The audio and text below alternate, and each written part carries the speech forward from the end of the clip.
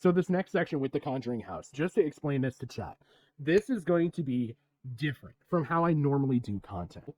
This is going to go over the entire drama. This drama really only happened in the last year, but there's going to be background information that you need. And in order to tell the story correctly, we're going to go through like the actual history of the house through Iwu. And then I'll take you through like the more current ownership and it becoming a haunted attraction. And then how it's progressed into insanity from there. My beliefs differ heavily from a majority of the paranormal community when it comes to this person. Right? What is up, Iwu crew? Today, we're covering the chilling story of the Perron family and the old Arnold estate, which most of you may know as the house from the 2013 blockbuster, The Conjuring. Okay, so realistic first thing I can point out right off the top is that this is how the house looks currently. This house has gone through a couple transformations. This transformation was to take it to where it looks the most like it probably originally would have. So that's one thing that's really not mentioned in a lot of the content that we're going to go over. The real story behind the movie franchise The Conjuring begins with a rural farmhouse in Rhode Island. Built in 1736, it has gone by many names over the years, including the Dexter Richardson House and the Old Brook Farm. When the Perron family purchased it in 1971, though, it was known as the Old Arnold Estate. In January 1971, Roger and Carolyn Perron, along with their 5 daughters, Andrea, April, Christine... This property dates back to, if I recall correctly, like the 1800s. Is when there was first like time... Rhode Island, pretty much, like actually, like... Well, when there was like the first time that there was a house on this property in this location was around the 1800s. So this property had gone through, I think it's roughly 200 years within the same family like lineage. Like it would pass from like father to son-in-law or father to son, depending on like how many kids and like what the family decided at that point. So like that's how it's kind of passed down through, but it's mainly been in the same family for like the first 180 to 200 years, if I recall correctly. Again, I'm not here to quote history accurately on this portion. I just want to give a little pre-filler because the parents, I believe, are the first purchasers outside of the actual family that's owned the home through those hundreds of years to come in. And then there's going to be another family that owns it, and they own it for a very long period of time after the parents, up until the 2019 when the first real haunted attraction owner owns it, and then there's the most current owner. So there's really not a lot of lineage with ownership with this house, because they bought it sometime in around the late 70s, early 80s, if I recall correctly, and then did not sell it until it went to Corey and Jen purchased in 2019. Dean, Cindy, and Nancy moved into the Old Arnold Estate, located in the Rhode Island suburbs. A modest 14-room historic farmhouse situated on a 200-acre property. It seemed like an idyllic location to raise 5 children, and the perfect place for an all-American family to live. At first, everything seemed great. 13-year-old Andrea, the eldest of the Perron girls, had her own room while her sisters, 11-year-old Nancy and 10-year-old Christine, shared another. The 2 youngest girls, Cindy and April, also had another room to themselves. The house was big enough for all 7 members of the Perron family, providing ample space for the girls to play. However, even as their family settled into life at the Old Arnold Estate, Roger and Carolyn hadn't forgotten the final words of the man who had sold them the house. When dropping off the keys, he had mysteriously cautioned them to leave the lights on at night. Perhaps it had been a friendly warning from one neighbor to another. Now, from what I understand, this was a direct warning from the Arnold relative to Mr. Perron. This was a direct thing. It wasn't like the whole family overheard this. It was supposed to be like a quiet, in passing thing that he said to him. After all, America in the 1970s was rife with serial killers and gruesome crime sprees. They couldn't get his strange caution out of their minds. It wasn't long before several mysterious and unexplainable things started happening inside their home. The house itself creaked, slammed, and whispered. Carolyn also started noticing that things frequently went missing, with the broom seemingly moving by itself from place to place around the house. More than that, though, she heard scraping sounds against the kettle, despite the fact that no one was in the kitchen at the time. She would also find small piles of dirt in the center of the kitchen floor, even though it had been thoroughly cleaned only a few hours before. 8-year-old Cindy, in particular, claimed that she could hear a menacing voice in the room that she shared with April. A voice that whispered, "There are 7 dead soldiers in the walls," over and over again. Almost immediately after moving in, all 5 sisters noticed their house seemed alive with spirits, although most of them were harmless, if not benevolent. They weren't always frightened of the ghosts and even befriended one of them, calling him Manny. Some spirits, however, were more threatening. For instance, the family was kept awake at night by a voice crying out for its mother, and at exactly 5:15 a.m., their beds would be lifted by an unseen force. The stink of rotting flesh permeated through the home, and there were even apparitions, as well as doors slamming shut on their own. And in a bid to understand what exactly was going on in their home, Carolyn allegedly began reading up on the history of the old Arnold estate. In her research, she purportedly came across information about how the property had at one point been owned by the same family for 8 generations, with many of the members dying under unexplainable or horrible circumstances, including drownings in a nearby creek, murders, and suicides. The parents were forced to remain in the old Arnold estate, as they had spent most of their money moving in and couldn't afford to relocate. The parents had to stay, and soon enough, the benevolent ghosts were replaced with a more violent and visible force. By far, the most sinister and the most harmful spirit in the old Arnold estate was a woman named Bathsheba Sherman. She was responsible for glass suddenly shattering and objects inexplicably being launched across the room, smashing dangerously into walls. This spirit seemed to be particularly furious at the presence of Carolyn Perrin. Yet, on the other hand, Bathsheba was reportedly kind to Roger Perrin. The website History Collection even claims that he only saw Bathsheba's sweeter side, with loving caresses and innuendos. Later, the screenwriters and the director of the 2013 film, The Conjuring, would be most inspired by Bathsheba Sherman's torments, and based the majority of the film's plot on the horrors that she inflicted upon the Perrin family. Born in 1812 in Rhode Island, Bathsheba Thayer married fellow Rhode Islander Judson Sherman in Thompson, Connecticut on March 10, 1844. An unofficial record of the Sherman family tree claims that Judson and Bathsheba's 3 other children were Julia, born in 1845, Edward, born in 1847, and George, born in 1853. It's highly possible that these kids died before the next census was carried out and therefore not recorded. But again, no hard evidence has been found that either proves or disputes their existence.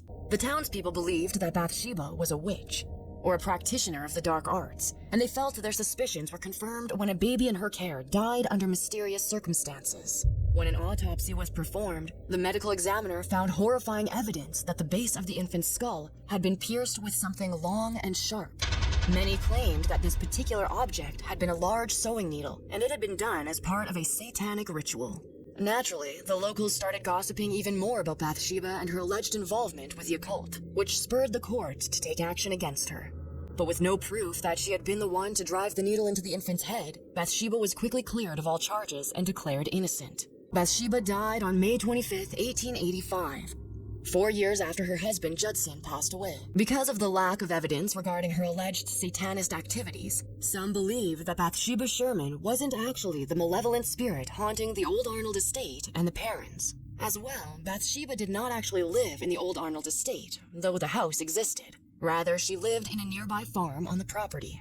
According to the Providence Journal, there are people who claim that the spirit violently haunting the old Arnold estate was actually Mrs. John Arnold. Okay, so one thing I want to add there with all of this is that she did not live on the estate. She actually lived up the road. So this whole Bathsheba thing being tied to the Conjuring house, it is literally not even that property.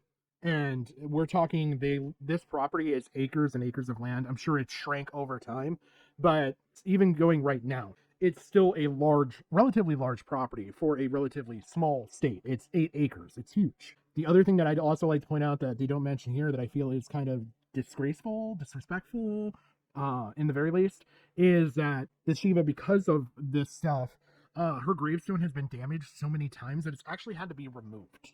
And her grave has been desecrated repeatedly. yeah, and it's other graves in and around the area that may or may not be tied to this house have also been desecrated. You can see evidence of this even in like a lot of the paranormal investigations on the property, especially older ones, because something that you'll see later on.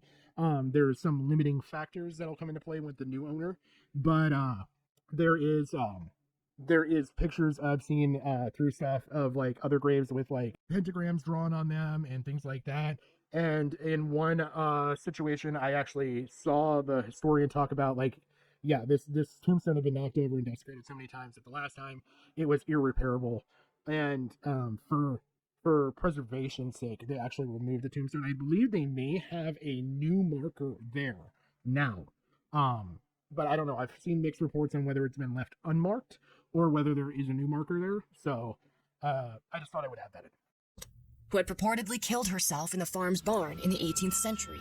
However, this argument is highly disputed, given the fact that historical records show that the only Mrs. John Arnold to have died in this manner had passed away in the 19th century, specifically in 1866. Moreover, she had committed suicide in her own home, situated about a mile away from the old Arnold estate.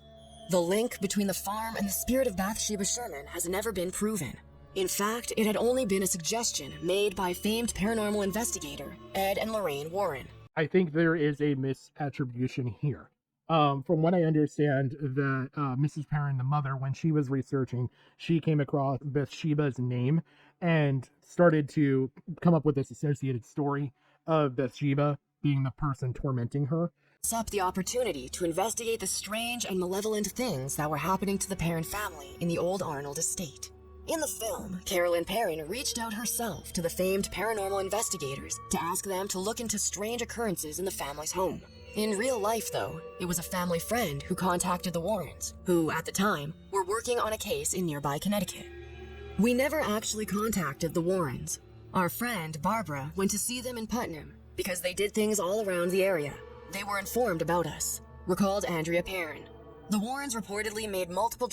Okay, so I've heard another slightly different, maybe another portion to this, and it is actually represented in the film, but I've seen this in a couple different areas, so if I'm propagating misinformation here, I apologize, but that there was also a small paranormal investigation team that came in before the Warrens ever stepped foot on the property. They were the second group to come in, and this paranormal investigative team apparently caught or recorded stuff and kind of knew that they were outside their depth. And I've heard that they were also involved in getting a hold of the Warrens. So I don't know how much of that is true, but I have seen elsewhere that there has been an investigative team that Carol found in the newspaper before the Warrens. But yeah, so I may be propagating a little bit of misinformation there. I apologize if I am. But yeah, from my understanding, there was another paranormal investigation team that came in, knew they were outside their depths, and then the Warrens were brought in. Now, the Warrens are a highly controversial husband-wife team that have touted themselves as demonologists. And in that respect, they hunt demons. They're all things bad is what they cater to, right? So this was still, if I understand correctly, this was still relatively early in their career. They had built up a name like regionally, but were not like this was their first major case. This was like their breakout case that sort of got them infamous in the paranormal community. As demon. Like this is what actually made Ed Warren have the reputation of being a demonologist. Was this actual case here?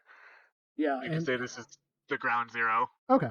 And then I know that later on they went on to have a haunted objects museum and stuff like that, where they would take things out of, if they could refine the haunting down to an object and they could remove that object from the home, they would then take it and have it in their haunted objects display that they eventually put on.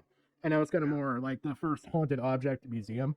By the way, I've been to Annabelle is infamous. Their Raggedy Ann doll Annabelle. Yep. Which was featured in one of the Conjuring movies. There's a couple famous things that they've had. Trips to the property over the 10 years that the family lived there. Unlike in the film, though, they weren't of much help. For instance, the hide and clap game, a chilling scene from The Conjuring that saw Lily Taylor as Carolyn Perrin being tormented by a spirit, was allegedly much worse in real life. The hide and clap game was based on the games of hide and seek played by the daughters in real life.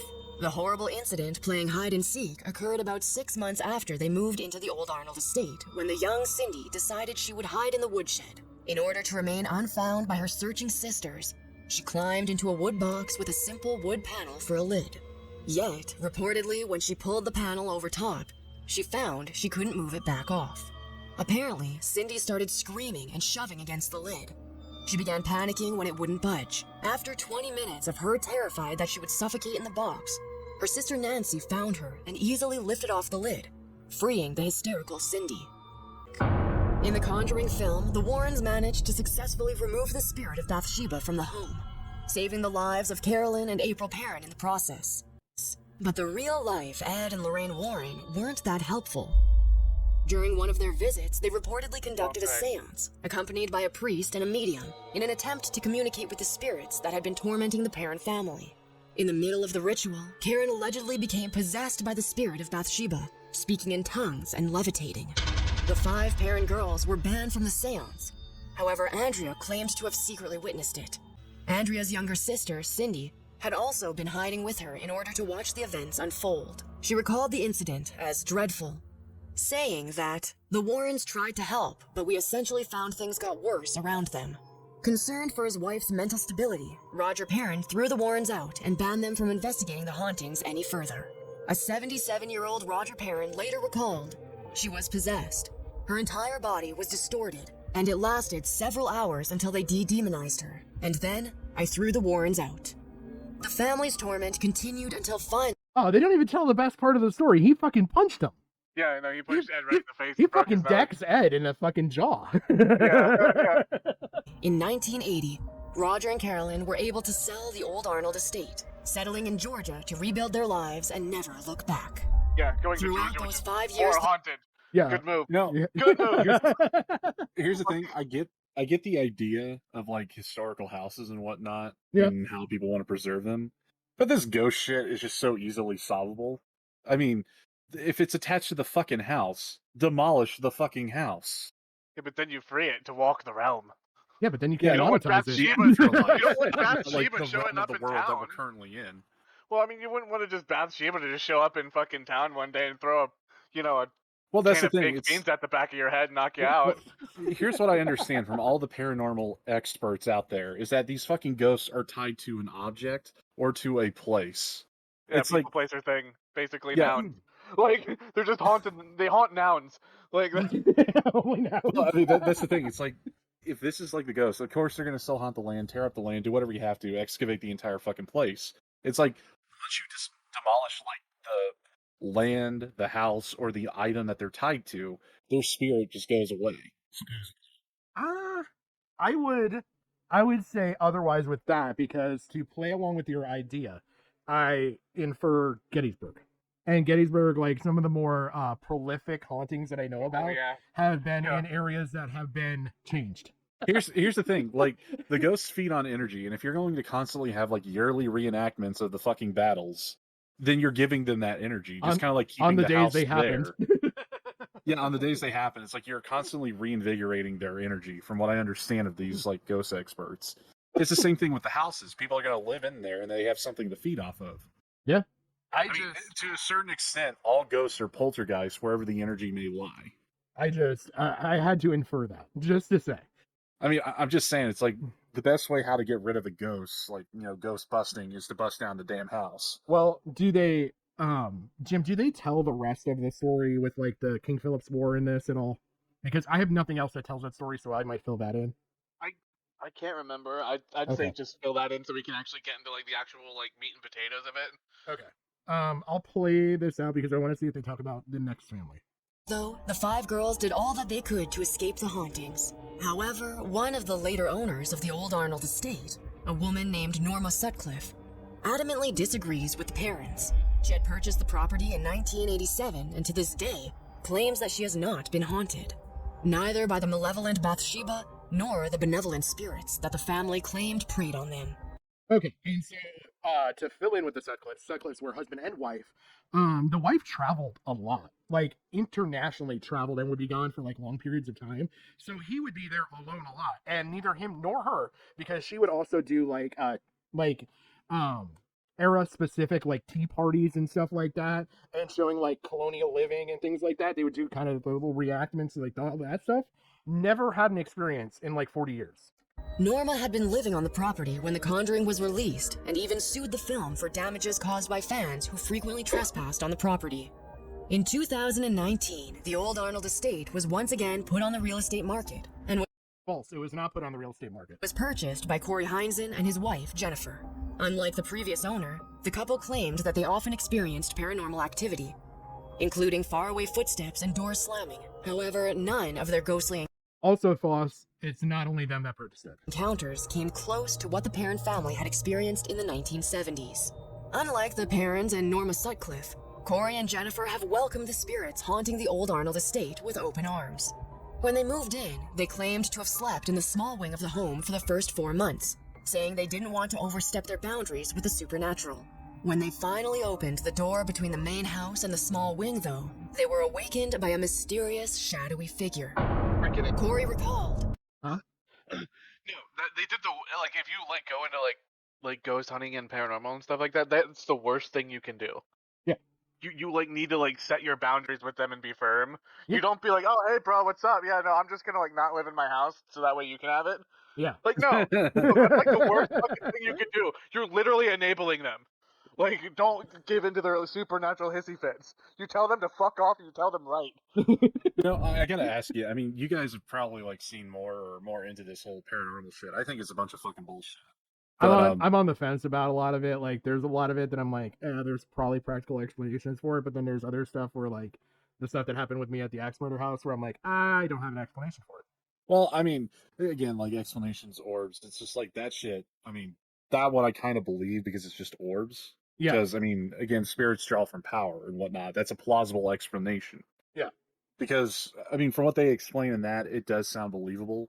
Like, not to a scientific extent, but I can understand, like, for something to, like, present itself or to be generated, it needs some kind of source to feed off of. So, power from the camera. Yeah. You know, when it takes the picture. But when it comes to, like, all this other shit, like, oh, it was throwing vases, it's like, it just sounds like you had a bad trip and you watched one too many movies one night. But like the real one I want to ask you about have you ever heard of the Waverly Sanatorium? Oh yeah. The one down in Kentucky where it was like a tuberculosis sanatorium. Yep. It was a sanatorium, and then it was also an insane asylum, and I think it was even like a school before it was even the tuberculosis thing, or sometime shortly after it before it became a insane asylum. I don't know. There was like a bunch of stuff there. Yeah. Yeah, because I went to go visit that when it was at the height of its popularity due to ghost hunters. You know, the TAPS team and everything. Oh yeah, funny you should mention. He'll come in later with us. Oh really? Yes. Yeah, his daughter worked at the house. Yeah. At the Waverly Sanatorium?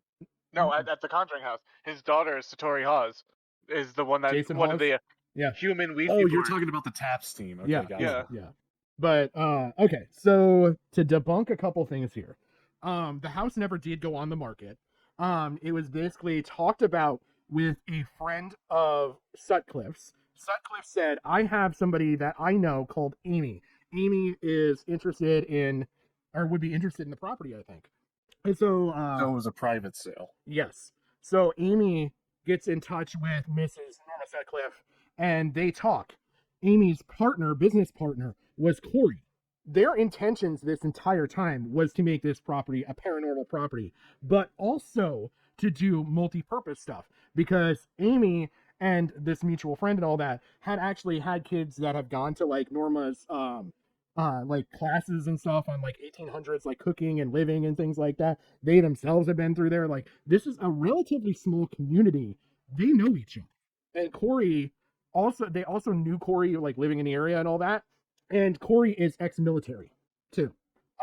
And there's this whole thing where they ended up, I can even tell you the dollar amount that they bought the house for, which was roughly $500,000. They raised $50,000 for a cash down payment to get financing for the home. Corey actually had problems generating the cash for the down payment, and it was put up by this other business partner because he's a veteran. And then the agreement was that Corey was going to live there, but they were going to multi-use this property, and Corey eventually fucks Amy out of some of the, like, basically the whole fucking business deal goes bad. So that's that. So the house was never on the market. Norma didn't want to put it on the market because she didn't want people that were like, oh, it's the Conjuring house, we got to go see it, just coming through her home. It was her home. She lived there. And so, like, she already had issues with people damaging stuff and just, like, vandalizing the property and everything else. So she wanted this to be, like, a hush-hush thing and not, like, um, known even within town. Like, this was, like, friend to friend, like, through the chain. So it was directly sold that way. When the sale comes up from Corey to the present owner, Jackie, that was also a private sale.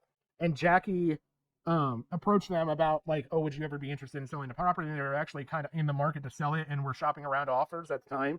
And then Jackie came through, and I will get to that stuff because I actually have video stuff for that.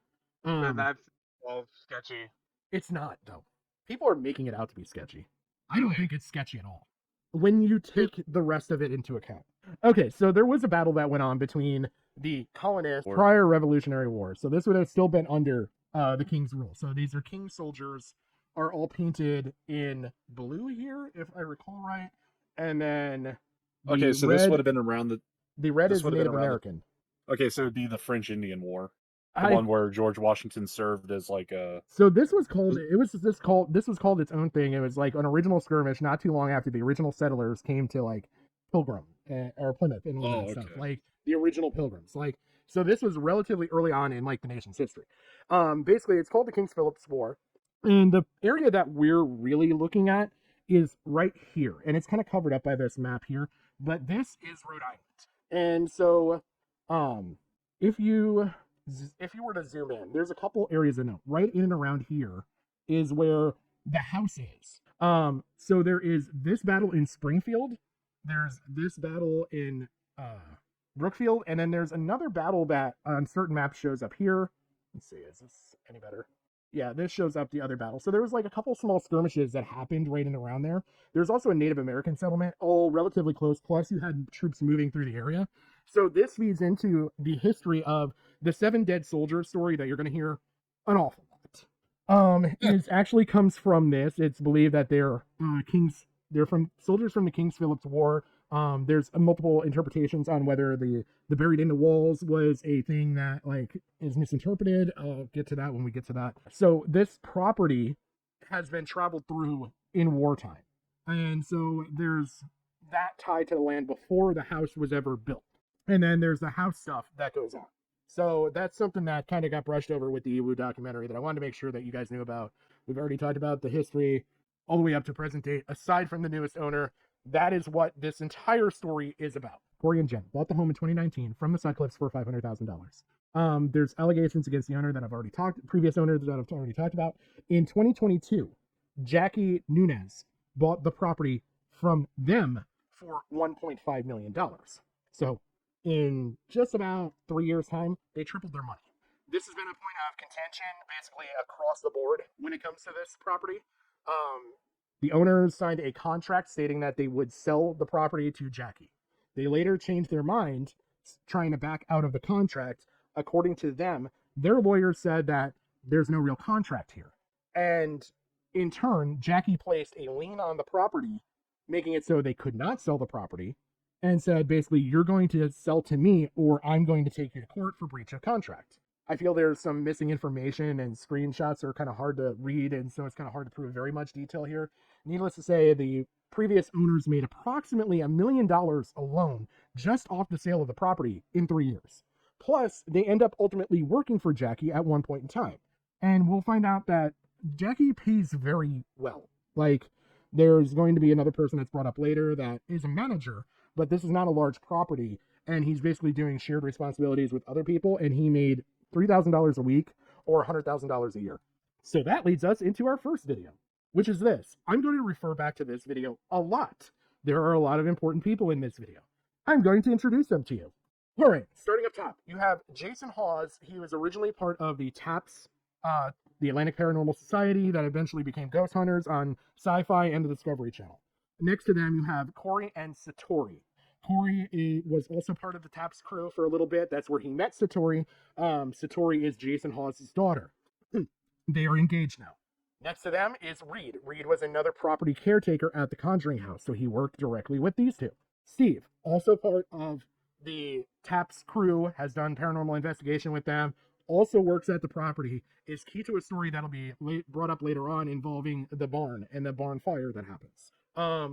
Abby if I recall names correctly.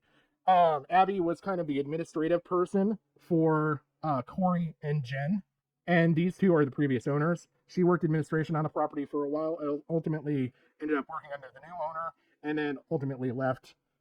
He's left. He has remained, I think, up until recently at the property, and they left in an incident that will be outlined later. He is just the co-host with Jason Hawes on this on whatever little podcast they fucking do on his channel normally. And he also does like ghost investigations with Jason now. Ironically, he's actually from where I grew up, or not grew up, but like graduated from and stuff in upstate New York. Like he actually mentions at one point 2 specific towns, one of which everybody knows, one of which nobody can pronounce, and he pronounces it right. Anyway, so this first part is going to talk about the story of the house and the sale and all of that. To be here bothers me because it affects my daughter and a soon-to-be son-in-law, but it also affects other people that I've known for a long time. Corey, Jen, you and I talked years back, and actually at one point we were talking about me buying the Conjuring house from you all, and it's just, I didn't want to buy another property in Rhode Island and everything else, and I really wish I had. I should have at that point, let's be honest, but I do want to get in.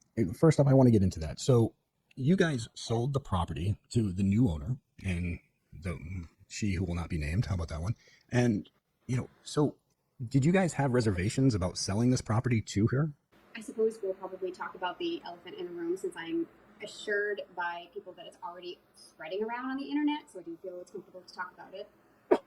Well, as long as you feel comfortable. I don't want to put you in a predicament where you guys, again, and that's the biggest problem with this talk, is every single one of you have been threatened with legal recourse or whatever. And, we have the messages. I mean, we can show those. It's ridiculous that you can't even discuss something without being threatened to be sued, and not even that you've done something wrong. The whole idea of... Now, obviously, this is touching on stuff we haven't gotten to yet. You guys are probably like, the fuck is he even talking about here? But really, it's the story of the stuff that I want you to go. Holy shit. You okay? No, I'm just looking at fucking the top left dude. Just look at his eyes real quick. Yeah. It's like they're darting out both sides of his head. I don't know what the fuck he did to become so googly-eyed like that, where he's like trying to think and his eyes just jut out like a chameleon. He spent a lot of time in the dark. I'm not gonna lie, I'm kind of jealous. I wish my eyes would do that. Just so I can keep an eye on shit. Like, it'd be pretty big. It's just Peripheral vision. I can have one eye on both of my screens. Oh my god. Like, Dude, his peripheral vision must be fucked beyond all belief if he can do that. he's like part fly. I'm just hung up by it because it's so funny looking. I kind of think you just summed up how it started. You want to go ahead? I mean, we kind of talked about it during our live stream just briefly, and everybody that knows us knows the story why the person that owns it. Long story short, she felt entitled to it and put a lawsuit on us. She put a lien on the house and stopped us from looking at other people to purchase the house. She felt that an agreement that we signed, which was null and void in the state of Rhode Island, according to our lawyers, she felt that she was entitled to that house. So wait, so maybe you can explain this to me. So they signed the purchase agreement and then wanted to back out? Okay, so what I think they did here is it was like a pre-agreement to purchase. Basically, she kind of locked them in so that they couldn't sell the property out from underneath her. So she gym contracted them, basically, like... Kinda, yeah. I mean, basically, look, we've talked, we have an agreement for me to purchase this property. I'm going to go through and do all the legal necessities to establish a mortgage on this property. We already have an agreed upon price and everything else. But until then, I'm holding this property legally. It's basically like a property hold. But there's other things at play here. So first of all, something I'd like to point out is notice the plaintiff and the defendant. Okay, so this is obviously a legal document if you've ever seen a legal document. It was actually written through the state of Rhode Island, right? Through the Superior Court. It's a legit document. It's got a case number, everything. And it talks about a Wonder Group LLC and them, Corey and Jen, as the current owners and defendants of the property. Lis pendens is a formal announcement that a pending lawsuit exists into a claim of a piece of real estate. There you go. So this was actually the notification of her saying that she was going to sue them because of whatever agreement came before this. Basically, she approached them. They said, she said, look, I'd like to buy the property. And they kind of talked back and forth, came up with a rough price and everything, and she agreed to it. She then said, here's a contract stating that I'm agreeing to buy the property. They sign the contract. Stupid thing. Don't ever fucking sign a contract without reading it. And if you're not at the purchasing stage of this, you have no obligation to sign that contract. Because they signed the contract, it kind of locked them in a legal situation where she was going to buy the house, or she could put a lien on the property, which is what she did, take them to court, which is what she's threatening here, and sue them for breach of contract. And the thing that I kind of wanted to point out here was the Wonder Group. Okay, so... Wait, is the Wonder Group LLC the company that she put the lien with? Yes. Or yes. Okay. So I'm going to pull up screenshots from my phone, because it shows the minimal amount of my information as possible, of Jackie's LinkedIn, because I went and looked this up, something that nobody else has done. So there's going to be a series of 4 pictures I'm going to show here. So first of all, this is showing that she is the owner of Wonder Group LLC. And what Wonder Group LLC is, it is a real estate company that she owns that contracts properties anywhere from $250,000 up to $2.1 million. Okay? And as you can see, right below, owner of the Conjuring house. This is current. Okay? And so we're going to keep going down her work history here. So going further down her work history, we have that she was the proprietor of another business that did, it was a small production vineyard. So owns a vineyard, 1,500 acres vineyard in the UK. Was an associate lawyer, was a solo practitioner lawyer, also a member of whatever the fuck this Vestige Worldwide is. And then as you go down further, her skills are listed as residential homes, luxury real estate development, investment properties, real estate transactions. So needless to say, she knows commercial property, she knows investment properties, she's got a legal background and all of that, right? Yeah. Mm-hmm. So I call me not surprised when I found out that in her education, she has a doctorate of law. Now I'm holding off on showing this picture for a big reason. She also has 2 other degrees that are really fucking interesting, especially when you consider where the master's is from.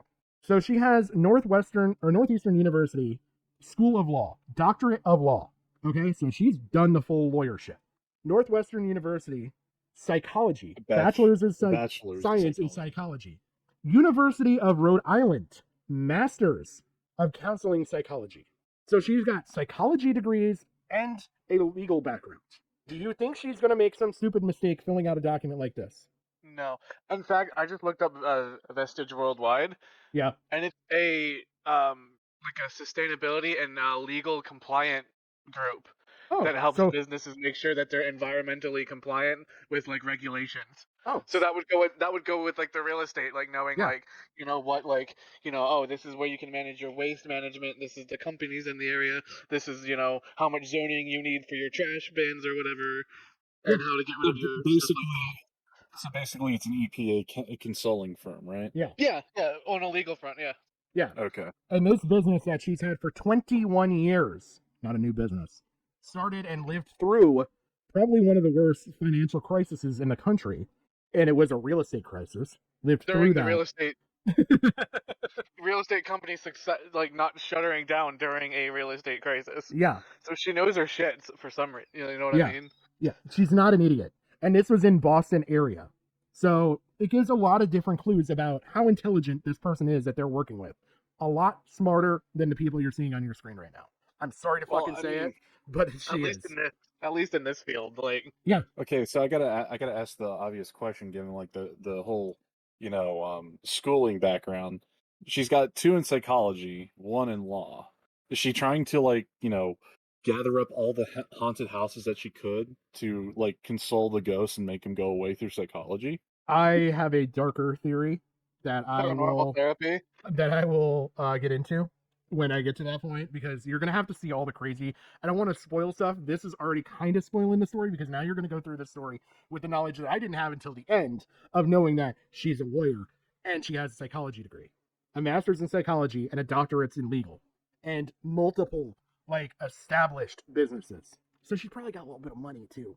So she's not like, this is not her first business venture.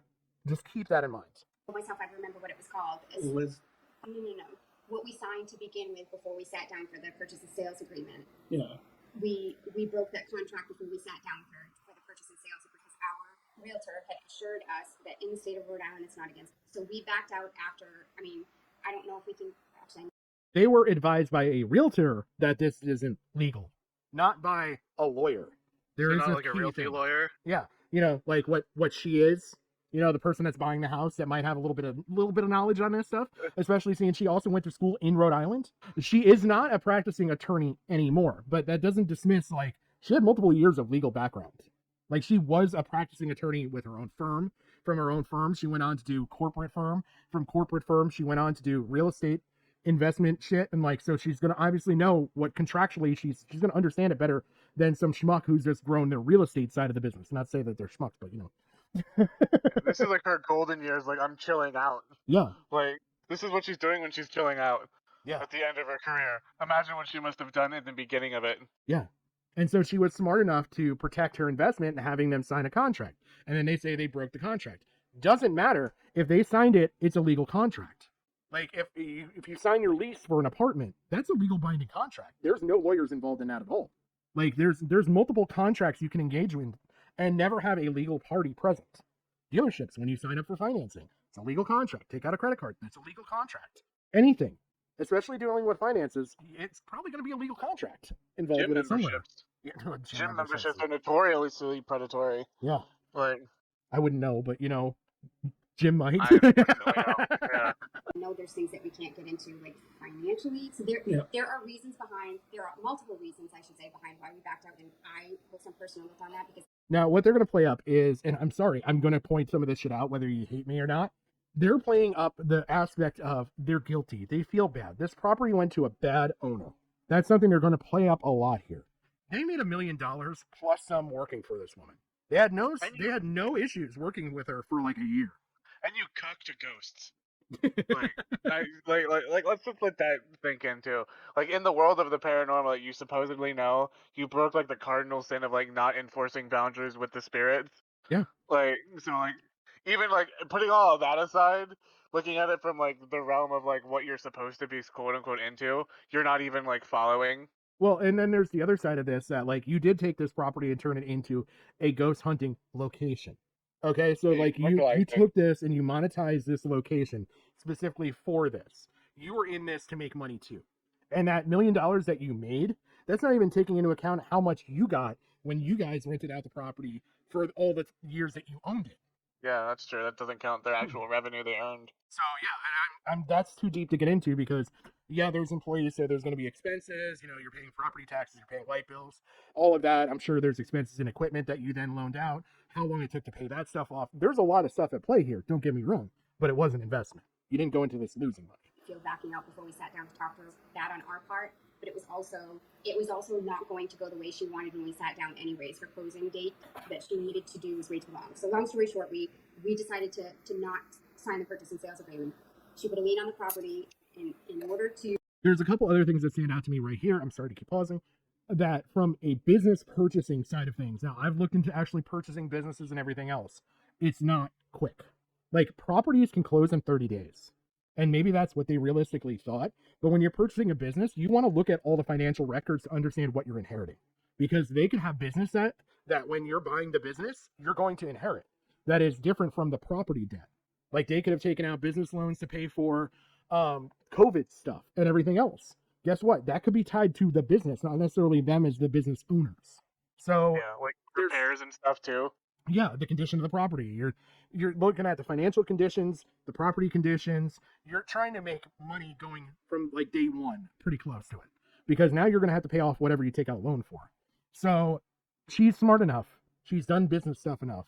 I doubt she's going to just blindly hop into this in 30 days. I think that would have been a foolish thing for anybody purchasing a business. Most business stuff that I've seen is like 90 days. Well, I have a question for you because maybe you can answer it. But like when they said like we signed it or whatever, and then she forced us to sign the purchasing agreement, wasn't that what they signed that she put a lien on, basically saying we will sell to you at this price? No, I think it was like basically a pre-purchasing agreement. Basically Okay. locking the property down while she maybe examines the financials. Could have been a lot of stuff. The funny thing is, we never see that. We never find any additional information out about that.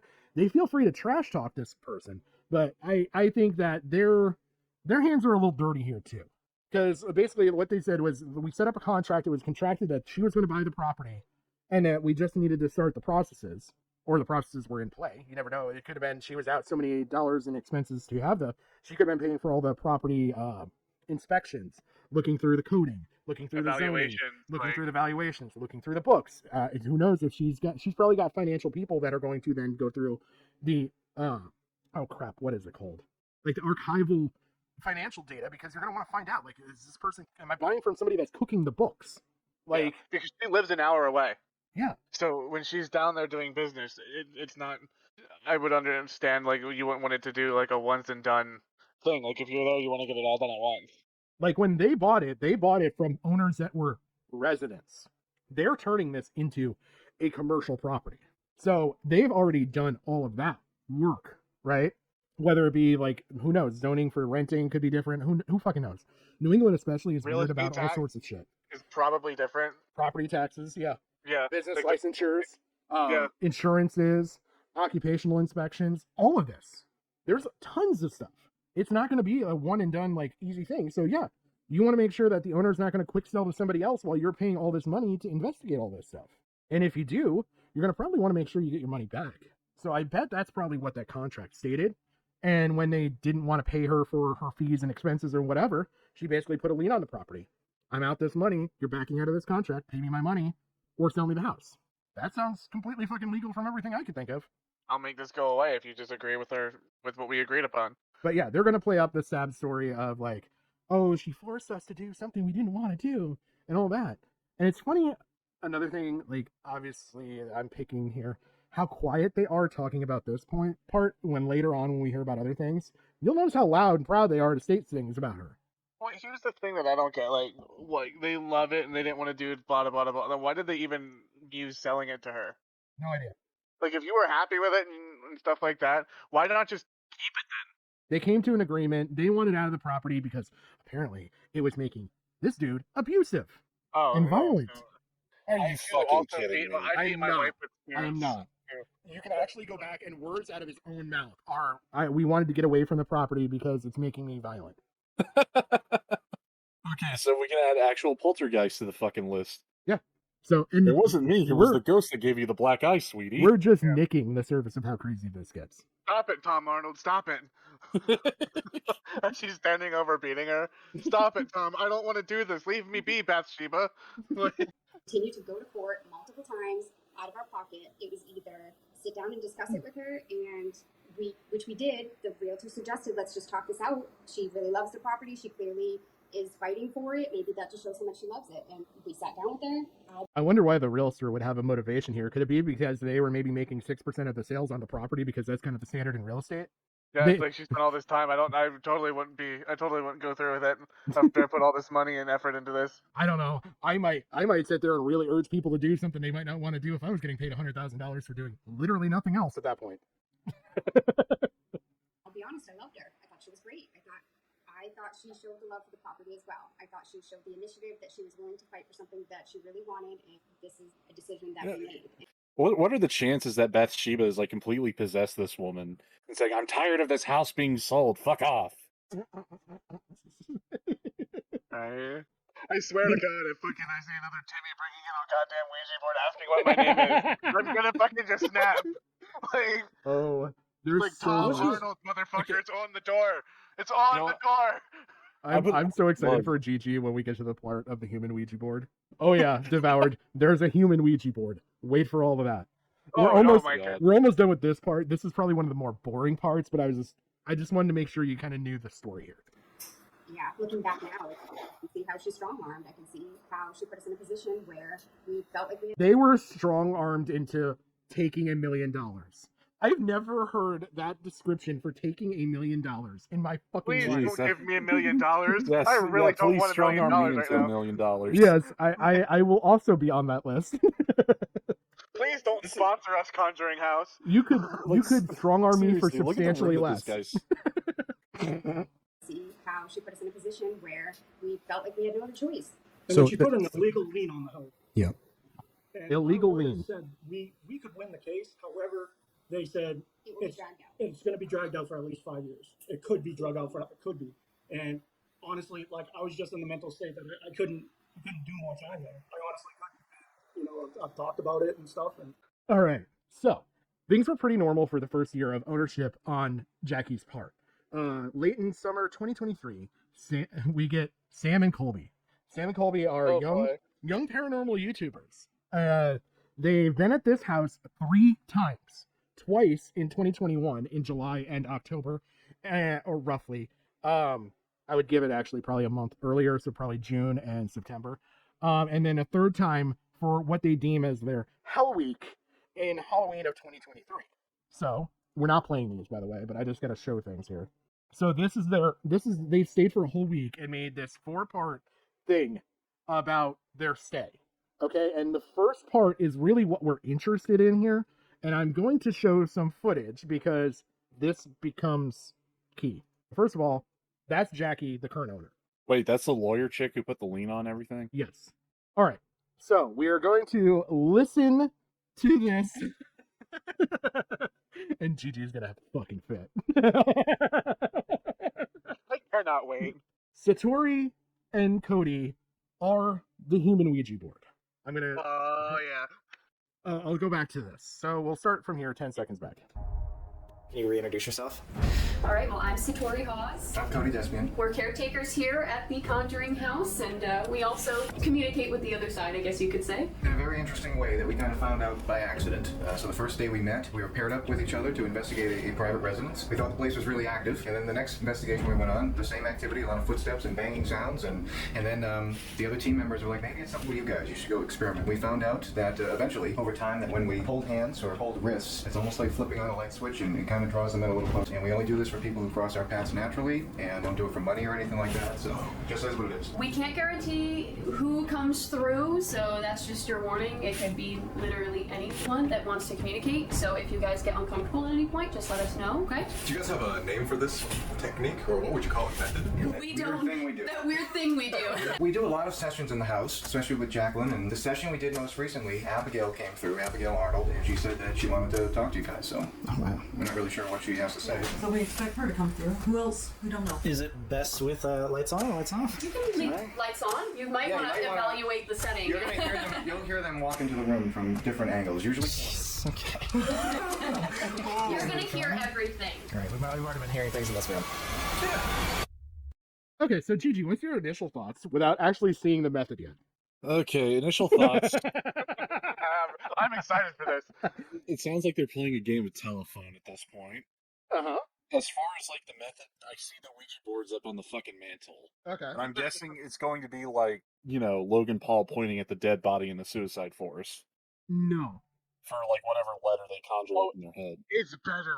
Oh. That's why I wanted you here for this, because I needed to hear your raw visceral reaction to when before you play it, I'm going to guess as to what they do. They basically play Twister without the Twister board.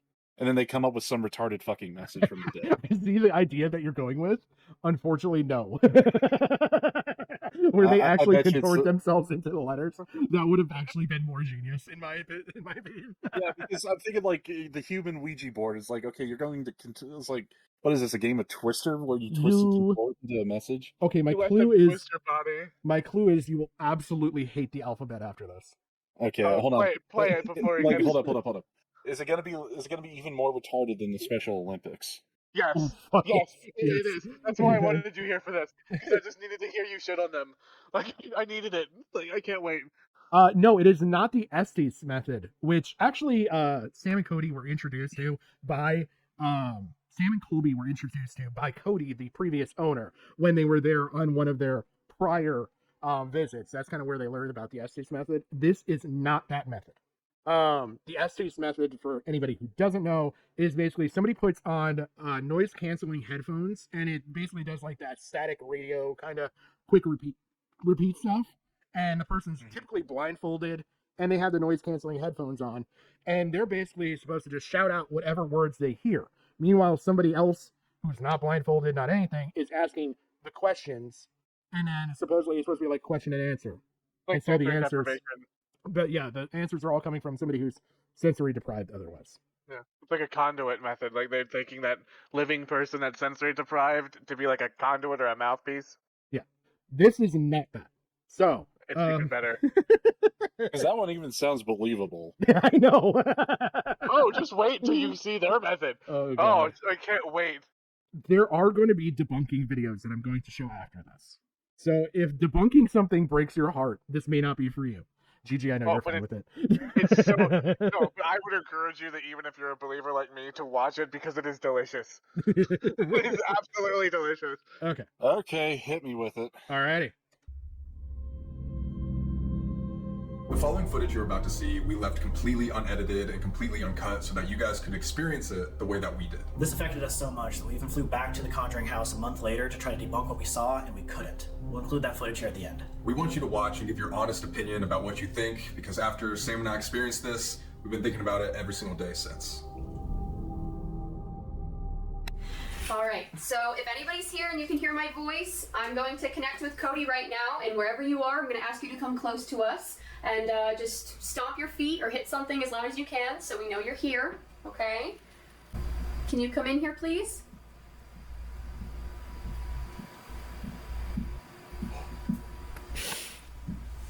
I feel the vibration. Yeah. If anybody's here, I'm going to ask you... Okay, if anybody's here, I'm going to ask you to make that same noise you just made, maybe, let's say, 4 times, to let me know you can hear me. 1, 2, 3, 4. Thank you so much. I appreciate that. It might be a bit exciting, so I know. Okay, hold on a second. So what are your first thoughts? I really don't know, other than I'm just thinking of like how this could be faked. Okay. I'll keep playing. It's funny when Satori was like make a noise or hit something. I was just being like, whatever you do though, don't possess somebody and make them hit their wife. Oh man. Okay, so we're gonna get into the Ouija board bit here in a second. So I'm going to play a little game. If you'd like to tell me your first name, I'm going to go through the alphabet. When I get to the first letter of your name, you're going to knock. I'll restart. When I get to the second letter, you're going to knock, and I'll keep restarting until I spell out things, okay? All right. So I'm going to get your first name. A. Abigail Arnold. Perfect. It's great to talk to you this evening. What the fuck? Is this normal? For us. For a So, do you have something you'd like to say? Okay, how many words? well, can I ask you something first? Mm-hmm. Abigail, do you know who? Can you see me pointing? Do you know who this is? Can you tell us his name? A, B, C, B. I know, I went fast on that one. Colby? Perfect. Okay, and can you see who now I'm pointing to? Okay. Can you tell us his name? A, Sam. Perfect. Bro. Wait, okay. You want to stop for a second? I just want to, like, talk. How? Is it always, like, the stomping? Yeah, so we usually go through the alphabet and we get full sentences sometimes, and She's trying to talk. She's trying to say something. How many words? C, D, E. Here. There are people here. Not living people. Okay. Do you know if they're from the house?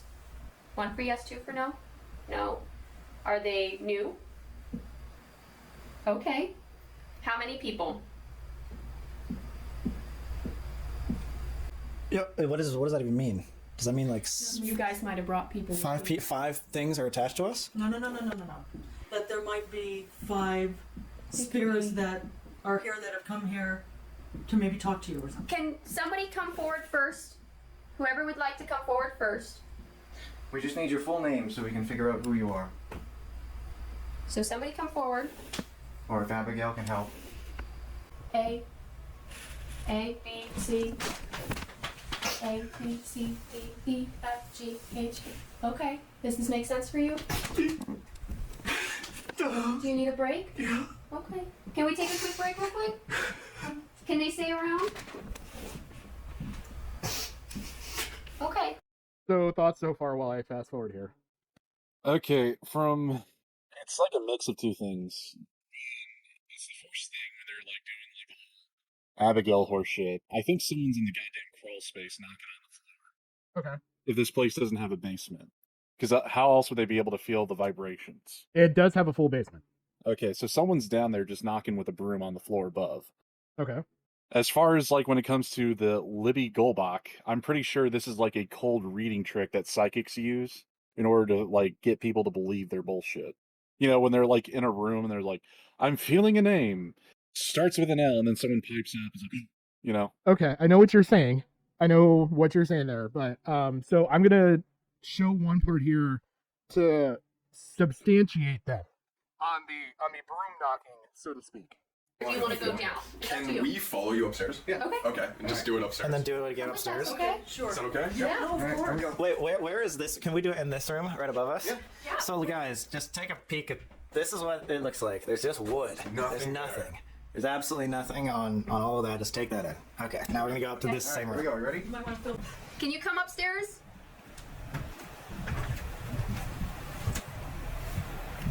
Can you come into the room?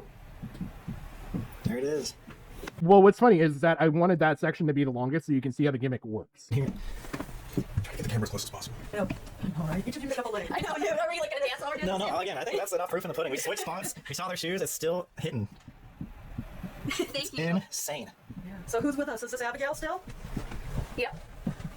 Abigail, is there any message that you wanted to give to Sam and Colby? Okay, so downstairs, several relative names get brought up. And like it's like grandparents, stuff like that, everything else. So now you're seeing it work here as well. This is the room directly above the room they were in. So they showed you like the rafters because the rafters are exposed there. You can see there's no gadgets or anything else. So then they take this a step further. So Where they go to the basement. well, no. First off, they come back broad daylight outside. Can you come up to the front for me? There it is. It's outside. Come over here. Can you stand right over here? Walk around, stuff. And this up in the top left, you'll actually see a like knock meter. Okay. Is that? Yeah, you can hear it. She dancing? Okay. So then they're going to take this a step further. All right. They're going to then take them. These random locations. We kidnapped them. Several Yeah, random so these are all locations. random locations. The first one did not even work out because it was so loud around a main road that we couldn't even film there. Yeah, it's too close to a main road. So we had our team member generate another location where we ended up at some random park. Once we got inside the park, we wanted to make sure that there were no hidden devices in their shoes that could make these knocking noises, so earlier that day, we bought new ones. We got shoes at Walmart. Have the receipt for today. So they're changing their shoes. They've now proven it works outside the house in the driveway. They're now going off the property to another location and making them change shoes. And they're going to check their shoes. First, so we know there can't be any crazy hardwire into them. These are my socks. Okay. There's nothing attached to my foot. There's nothing in their shoes, everybody. I don't have any devices in my ears. Okay. Yep. Or around. These are necklaces. Way away from the Conjuring house. We are on pavement. We have new shoes. Satori's hair is up, and they had no idea where we were taking them. We did not even. We have no idea where we are right now. We don't even know where we are right now. Ready? Here we go. Okay. We're going here if anybody walks up. All right, if anybody's here, I'm ask you to come stand right over here for me, okay? And once again, the knocks were happening. I mean, obviously we were impressed up until this point, but after this, from what we were experiencing, there's no way we could explain how they could possibly be faking this. Because we went ourselves to a random store and got them shoes that we know we didn't put anything inside of it. It's just mind-blowing how this was all happening, and I think this was the point where it really... I'm going to summarize what happens. So they go to a park. They click heels like Dorothy in a park. Things of note that I will point out is it's harder to hear in the park. They then make it's going to sound like fucking Dr. Seuss. They then make them go stand next to shipping containers in a random parking lot. And now they have their shoes back on because they proved the shoes made no difference other than making it softer. Let's see. From here, they then go to a dance studio and they have more equipment, and this like actually like picks up waveforms, and like the waveform can show when it's knocking and everything else. And they have this thing that lights up and goes off when there's knocking or banging near it. And basically their summation is, wow, dude, this is real. That's literally too how they do it. They're like, wow, bro, because you have like the emo looking one, like, well, bro, like that's like totally real. So we have Cody and Satori, which you've obviously seen in the videos. From the we get into the detractors. So the detractors are a couple groups, or a couple different channels. So we have John Wolf, who's probably the largest channel. We have Bad to the Bone Paranormal, who is probably the smallest channel. And I know you have very specific feelings. I'm excited for those. And then we have, I'm actually not showing anything from her channel. So it's funny, I've got 3 videos up here, and this one is the one we're going to watch. So we've got 2 videos back to back from Mythos Paranormal, and Mythos is a mid-range challenge, 26,000 subscribers, 3,000 subscribers for the smallest one, and just shy of 1 million for the largest channel. I No, really like Mythos going into this. Like, I like John because I've watched John Wolf stuff on other things, and he just laughs at Ghost Hunters in general. So, and we'll get around to a couple of John's statements later on, but we're going to start out initially with the guy who was on the side of Cody and Satori, and that is Mythos Paranormal. So Mythos, I think in the interest of time, thanks YouTube, we are going to skip this video in particular because all he does in this video is sit there and say, no, and get them to do this. I think it's real. And he goes back to videos of them doing it before Sam and Colby came out, so it's obviously something that's worked earlier in their career. But something that's kind of interesting is that it's even worked before they were a couple, which is kind of misleading into their story. But yeah, so there's a lot of stuff, and then he goes into all the stuff that happens in the Sam and Colby stream and basically says, no, I think this is legit because like they did test a bunch of stuff, and even Emo Boy and Blondie here came out later on other streams and said, no, we tried to do everything we could to debunk this, and it's real. Congratulations, I just summed up in 5 minutes what would have taken you 20 minutes of North English. yeah, well, we don't get the jokes now. Thank you, YouTube. British Boy here changes his stance on things, and really of this, we only have to watch like the first 5 minutes. How's it going? It is Mythos, and I've been putting this video off for a little bit. I've got a lot to say, so it might go on for a little bit, but guys, make sure that you stick around to the end. If you the last few videos, I've dropped some hints at finding a clip of Cody definitely looking like he's knocking his feet. Now, I wasn't sure whether to post it because at this point, does anyone care? Are people getting bored? But I think that's what Cody and Satori are hoping for. People to just forget about this drama, let it blow over, and so he thinks that it's a knocking generated organically. And so I kind of wanted to see what are your thoughts on that, Gigi. Well, yeah, because it's like poor timing and everything. Well, not only that, I find the funny one is that that Jackie actually is able to interrupt the ghost mid-answer, and it stops. Yeah, because I mean that's the thing. It's like I could see this only working. It's like the dude has a cell phone in his pocket. It's turned to speaker mode, and they're just hearing what Jackie's saying, and then like sending the boom, boom, boom through the end of the call. It's not even that. It's literally low tech more so than that. He actually figures it out. So I'll actually go back because. Well, look, someone's toe tapping in this shit. Yes. I mean, this human Ouija board is like literally a fucking vaudeville soft shoe act at this point. Okay. Okay. where you stand. Well, I haven't known where I've stood. It's been a crazy month or so. I've said I believe, then I've seen some things and be like, I'm not sure if I believe. Then I've seen something and been like, yes, it's real. But now, like at the end of the video, you're going to see what I've seen, which I just can't deny. They are fraudsters, they're fakers, and they've fooled us all. Okay. So loud because people who have showed knocking with their toes, you know, like Cody, his are super loud and the other people's are not. Let's not forget he actually had a company that sold paranormal devices. Has he somehow had something made that can make these loud knocks? That's somehow in his socket? I don't know, guys. It's pretty crazy. And guys, did you notice what Satori did? Quickly walk in front of the camera to distract you from Cody. She's actually done this a bunch of times, you know. When someone brings something up, she'll distract you by going back to try and communicate. Cody did this too when asked about doing the method, you know, while going to sit on a swing, awkwardly diverted the conversation back to contacting the spirits. Wait. There's like a swing set right there. Yeah. Like if you, so you're saying if you guys were seated on there and your feet weren't touching the ground, it would not work? We don't know. I don't know. We try. I mean, like we've been able to like. Oh wait a minute. That doesn't work apparently. So like we tested like this. All right, so let's call somebody here. Anyone in the vicinity that can hear me. I think after this, I'll do a video compilation of all kinds of sus moments like those. So I was going through videos, and at one point in the video, I thought, that was weird. So I went back and watched it. That's very weird. Then I had to zoom in, and I thought, whoa! Bro, that's it. That's it. It's busted. It's been there all this time. It's literally been in our face the whole time. Busted. They're fake. They are absolutely fake. Whether or not Satori is fake, I don't know. But I think she's in on it. She might not be. Cody might have fooled. So he found proof, right?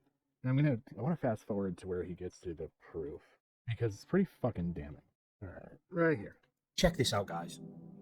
Alright, so it's this part of the Hell Week that we are taking a look at, the full interview on Sam and Colby's React channel. Now, before we just get into the actual clip, just take a look at how Cody and Satori are sat while they're just generally talking away to Sam and Colby. They're nice and relaxed and sat back. And the reason why I'm telling you that is, guys, because the way Cody is doing this toe knocking method, or whatever he is doing with his feet, it involves, as others have said, like kind of a leaning forward slightly to put pressure on his foot to pop. So did you see that a little bit? Yeah. Okay, watch. It's going to get really pronounced in a second here.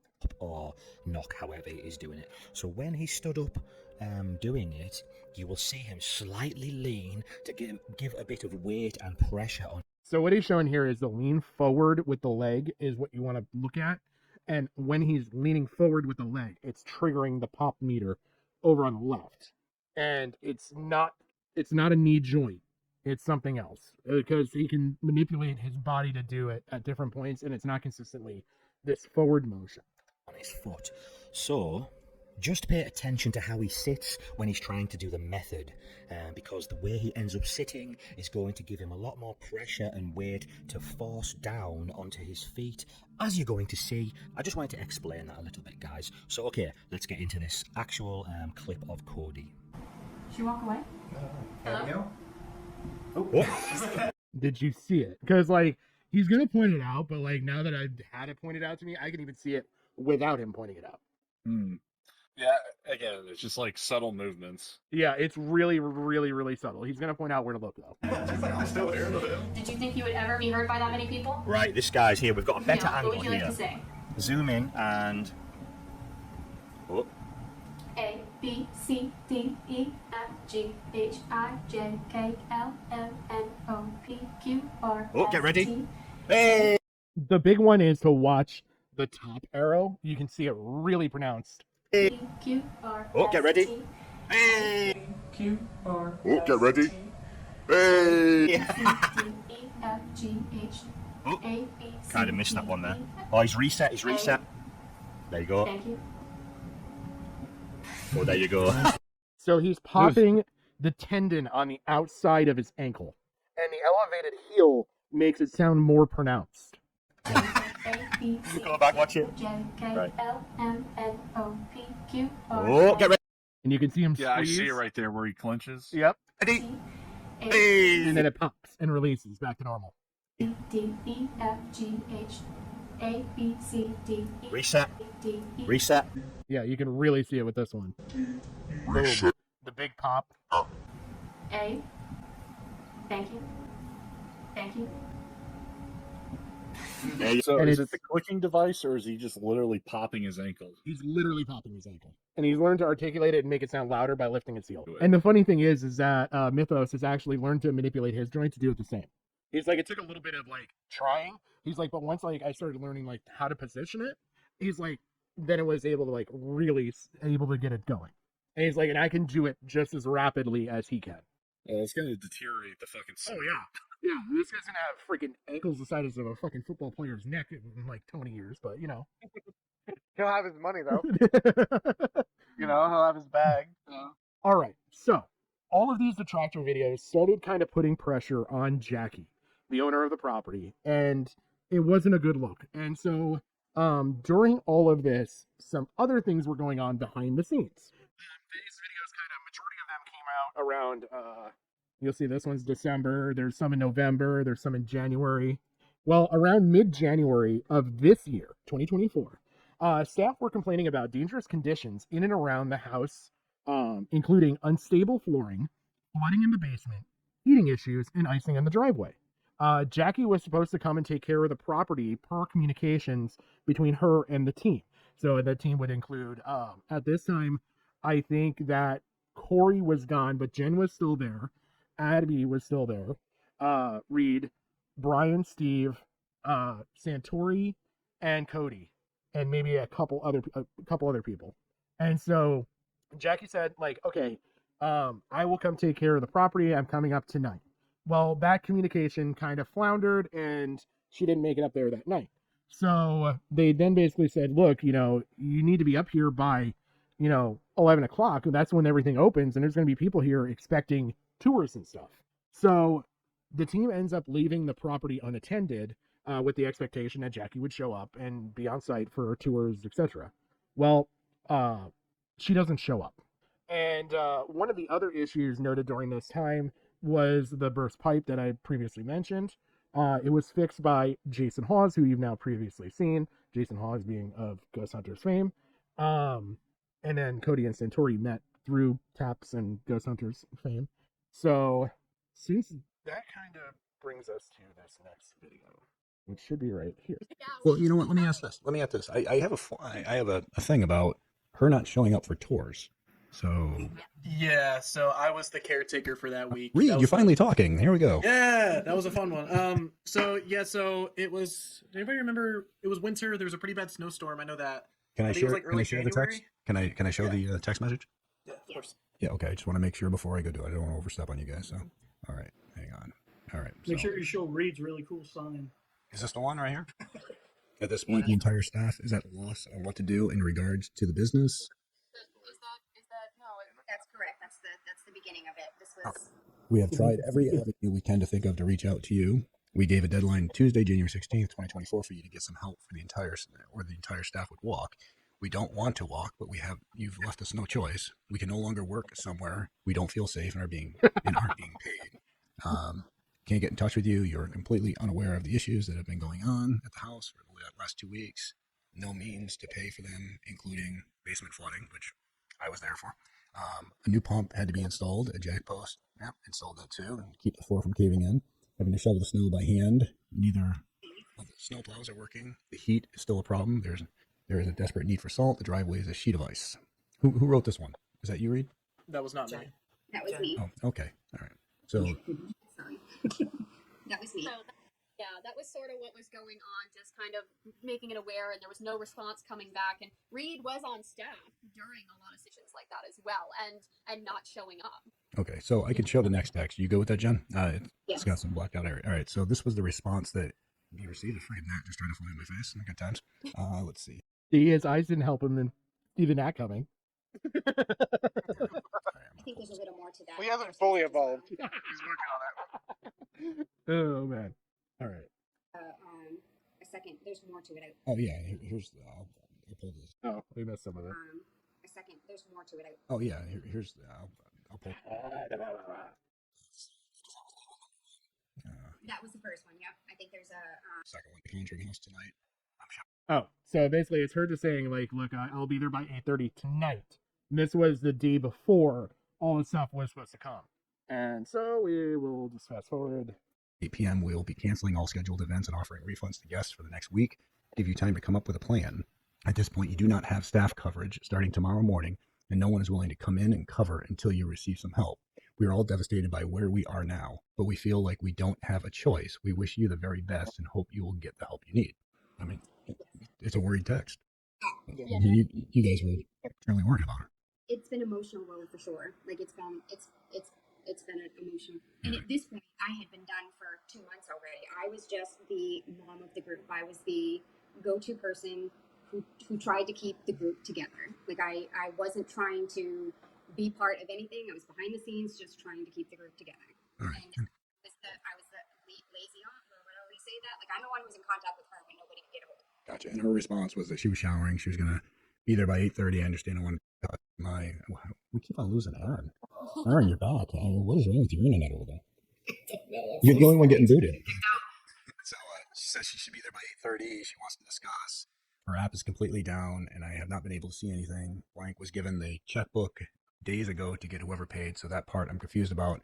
I'll be there by 8:30 tonight. There's a light on in the trailer. Okay. You said she was able to mail out checks to everyone who needed to be paid. Corey and I ordered the pump and jack post from Home Depot. Cody and Satori could pick it up. Could pick up salt. just going on with that stuff. The caretakers will check the guests in and leave as soon as you arrive. If you want to sleep inside, we really do hope you get the help you need. Again, another caring text. I mean, you guys, as long as I've known you, you guys have always had big hearts, bottom line. So, all right. So let's see. We got text number 4 here. I just want to make sure. All right. So wait, this is where sleep you start sending in the haunted house? How is that caring? Well, no. I mean, obviously they have got a luxurious trailer outside the haunted house. They can't be bothered to sleep in it. That would taint the spirits. Track to arrive. Let me just pull this down. I wish it would have. I should have pulled it aside so you could see the time. No, so this was later on that you're asking if she's still on track to arrive. No response. You sent question mark. Should we assume you're not showing up? Should we start canceling tomorrow's tours? Overnight guests? And then still again, no response. So I guess if we don't hear back in about 15 minutes, we'll just start emailing the tours for tomorrow. We don't want to give guests too much of a short notice. Just let us know. I'm so sorry. I'm coming tomorrow. I can cover tours. My app is still down. So she never showed that night. Correct. Yeah. She just needed to be there for the tours tonight. But as the owner, she's telling you she's going to be showing up, and she just never shows up. You guys are waiting on that. So because she's the one who can make the business decisions and everything else. So you guys respond, okay, so you'll be there by 1 p.m. for tours. Do you want me to screenshot the names? Both are booked at 13. She writes yes. I'm kind of scared to open this next text because I'm guessing that was supposed to be 1:30 instead of 13. But it could be like they're working off 24-hour clock. I really wonder where all this... The logical clock of the logical brain. Jim laughs because he's now heard my clock rant. Yeah.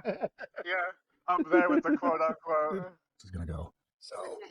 It has the screenshots that I did blank out. I mean, that's what the big black squares are. Is I didn't want to give. Oh, I just mean from an emotional point where I'm like, screw showing up. So here we go. Both are both for us. Is the app or login the issue? No. Info on app. Really? That's weird. Okay. All right. So that black, basically the next is just giving information about the guests that are showing up. Parents who didn't have their own children with them, parents needed to sign a waiver so the cake that was showing up. All right, so sign in to the gate. Everyone is going to email the info. Conjuring House guests are upset. Please keep an eye on the emails. So that was at 12:55 because she didn't show up. So she never showed up. Even the next day, she never showed up. I do believe she showed up that night. 5 o'clock. Okay, so here's the thing.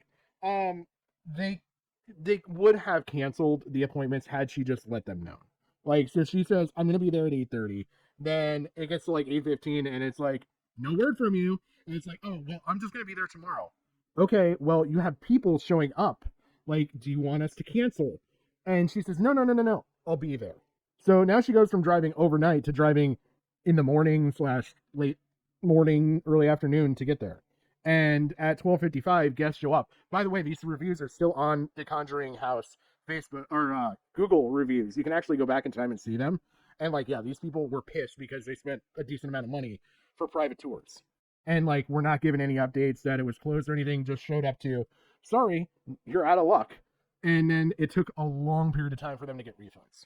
So that basically is that story. There's not much more that gets added there. So from this, so since January, when all this stuff happened, things have kind of kicked in overdrive with the house, and more videos have come out questioning Satori and Colby's method, and Jackie's love of monetizing the property. See, I told you we get there, Jim. So there is no great way to show this because I don't have any way to show what the costs of the property were. But she does have a lot of policies and stuff on the Conjuring page. So if you go to the Conjuring House and you go to their actual website and you start looking at like book now, right? There's a bunch of different experiences. So there's house tours, which run 15 minutes and start at like $35, right? And it goes all the way up to private events, this camping, which I fucking hate. Investigations, like company events, because, you know, whatever. Just other different things. So these range from, like I said, $35 for the tour, it's 15 minutes, up to, this is the one we want to look at.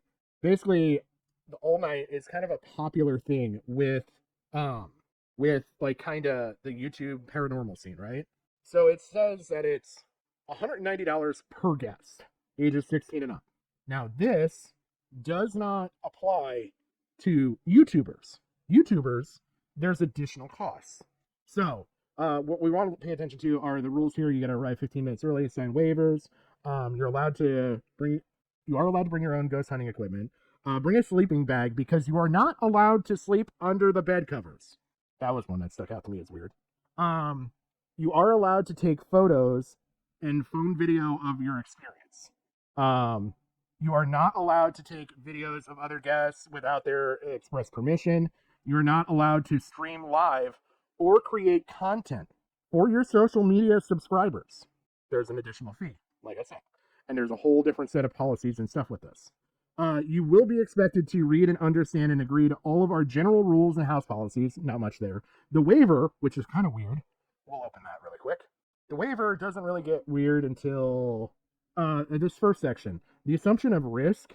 So I actually was able to pause the video and review this compared to the old policy, which didn't use the word the farm. It just used the house. So they've literally just changed that term on it.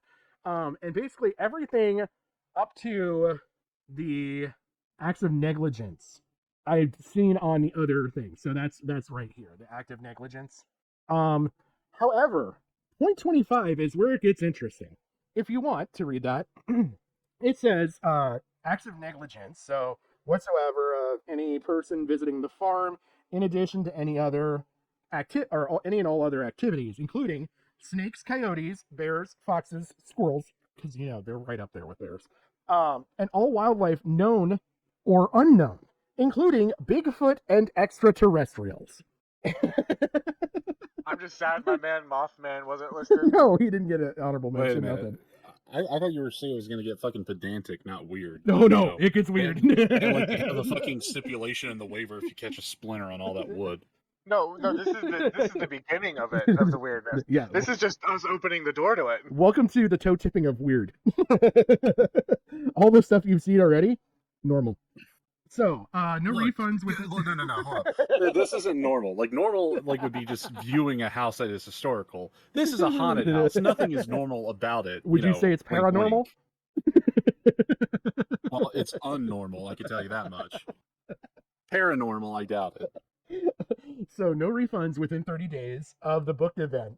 All eligible refunds are subject to a 10% cancellation fee. So you notice there's like a big stacking of fees here. No rescheduling within 21 days of booking date. All eligible rebookings are subject to also a 10% per ticket change fee, right? So this was one that's interesting. Is it possible to get in touch with Cody and Satori directly? Out of respect for their personal boundaries, we kindly ask you do not contact Cody and Satori directly for bookings or inquiries about their method. Oh my god. All right, so this gives you a taste into it. This is kind of echoed just more pedantically and more legally in the creator content policy. Should I book an overnight investigation or a content creator? So, do you create content for followers and subscribers on any social media or streaming platform? If yes, you are a content creator. Do you have under 15,000 subscribers? If so, you can book under the overnight investigation. However, once you reach this golden fucking number in her head, you now have to use the content creator method of subscribing. Well, because this 15,000 subscriber number is a later addition. Before, it was just much more vague. And so people that had smaller channels had this $800 fee tacked on to them. And it's $800 per individual channel, per platform. And So, only like, two channels can do it. No, so there was there's been situations where typically just from the cost of this, like 2 different subscribers, like if you've got multiple channels, and like now I've seen this multiple channels thing interpreted differently too. So if you're a subscriber and like Sam and Colby, right? They have their main channel, sub channel, and stuff like that. So they can only use the content on their main channel and their sub channel. If there's another content creator with them, they will then get charged an additional $800. In some cases, this is like so loosely like implied and enforced that it's ridiculous. There's a specific situation, which is Side Eye Guy, which I'm not going to play his video, but if you go to his channel, he went there with 2 other creators. For the 3 of them to do one overnight with the 2 channels recording, it cost $2,300. Yeah, and it's also worth mentioning that there's a 2-channel limit, so Yeah. he couldn't even pay the extra $800. Yeah, and then the live streaming stuff is also relatively new because there wasn't even a rule on live streaming until another channel went there, was live streaming, and then they shut them down. and then implied this arbitrary rule of you can only live stream 2 hours. So you better hope them ghosts are active. Jesus Christ. No wonder why they had to fake it all. This is the fucking ghost tax here. Yeah. And it's also worth mentioning too, why you that question you said about booking with Cody and Satori. Yeah. There's a law in Rhode Island that doesn't allow like paranormal stuff like that without concrete evidence to be booked. So they have to. She literally goes in a roundabout way of hiring them as like housekeepers. Oh, here it is. That just happen to do this ghost thing. Yeah. So, but like they can't advertise it themselves legally. So here it is. So the rate doesn't matter how many people, it's just up to these amounts. So the rates are $1,200 for a night, Sunday through Thursday, up to 6 people. And then Friday and Saturday, it's $1,500 a night, up to 8 people. And then you have to pay for $160 per additional guest. So like if you have a large crew, there's a very strict, like it's literally like 12 hours. There is a tour you're not allowed to film, no matter what size your channel is. General rules. Here's the social media contract. This is what I was looking for. By the way, this is like incredibly tricky to find for absolutely no reason.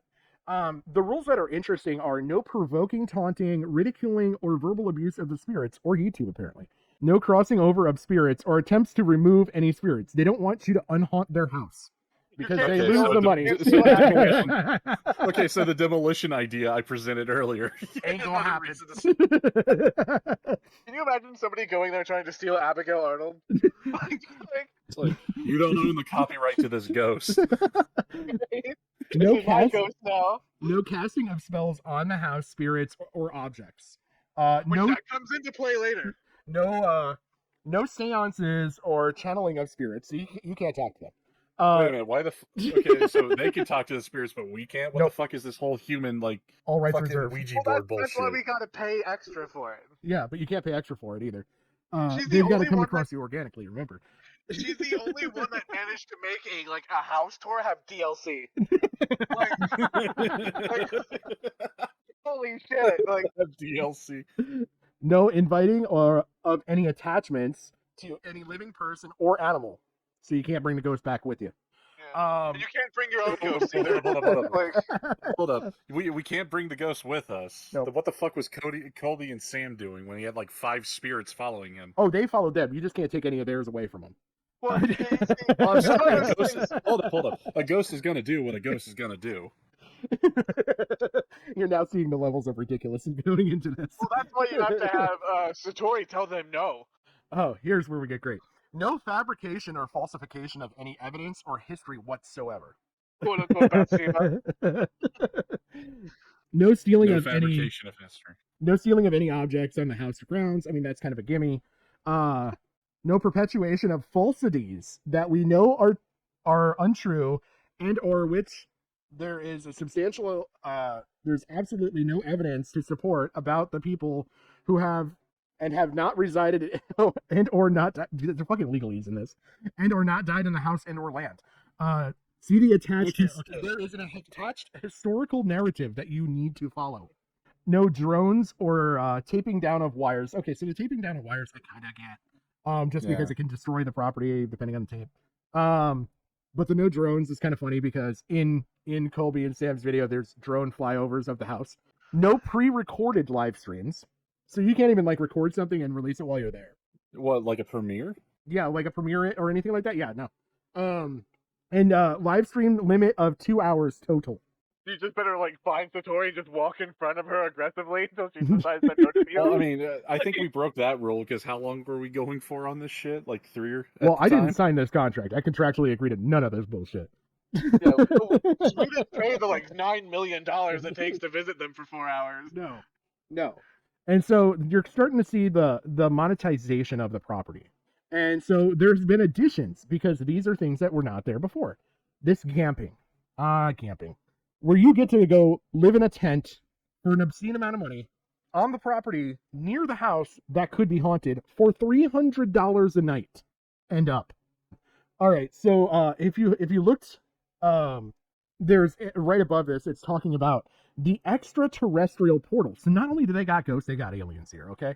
So mediums, card readers, and spirits of the house have told them, the spirits of the house, the ghosts that cannot leave, the ghost slaves have told them, there's aliens. If true, their portal is located somewhere in the lower field. They pinpointed it.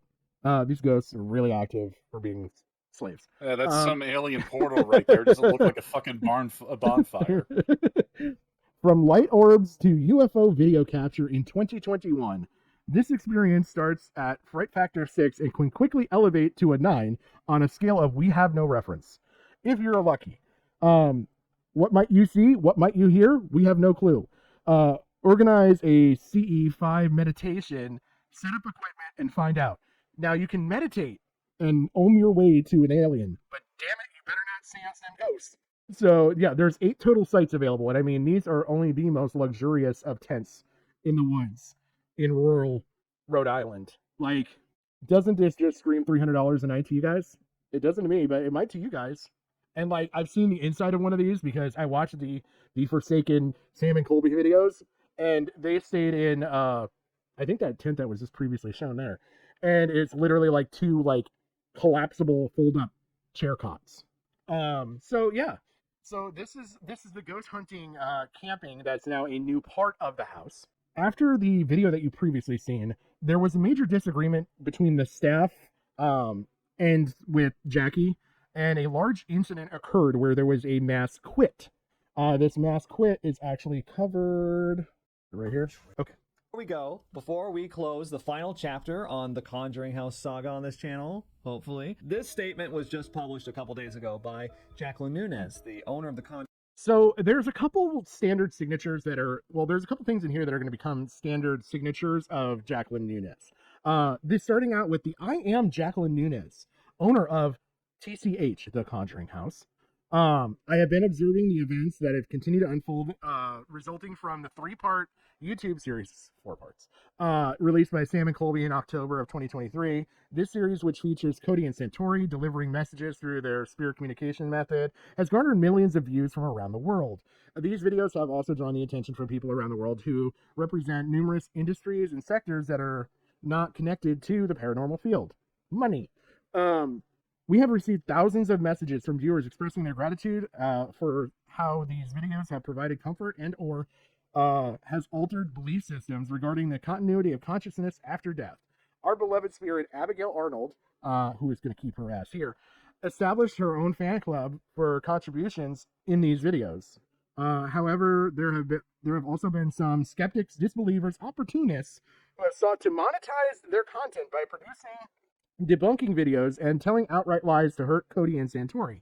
These slanderous lies in the debunking videos have been produced by people who have never met Cody and Satori, let alone have the privilege of experiencing their method. Among these lies is the assertion that Cody and Satori House on the Conjuring House Facebook page. It's so funny. It's basically just a rant about all the Gollum-esque. That Cody and Satori, she used abbreviations and now it's throwing me off. It's also been skipped. These slanderous lies in the debunking videos have been produced by people who have never met Cody and Satori, let alone had the privilege of experiencing their method. Among the lies is the assertion that Cody and Satori have made a lot of money from their method. Cody and Satori have never taken any money for their method, nor were they paid one dime from the Sam and Colby 2023 The Conjuring House videos featuring their method in every episode. So Cody and Satori are valued staff members of the Conjuring House. While for the public, there are few instances where we have allowed their method to be shared with guests.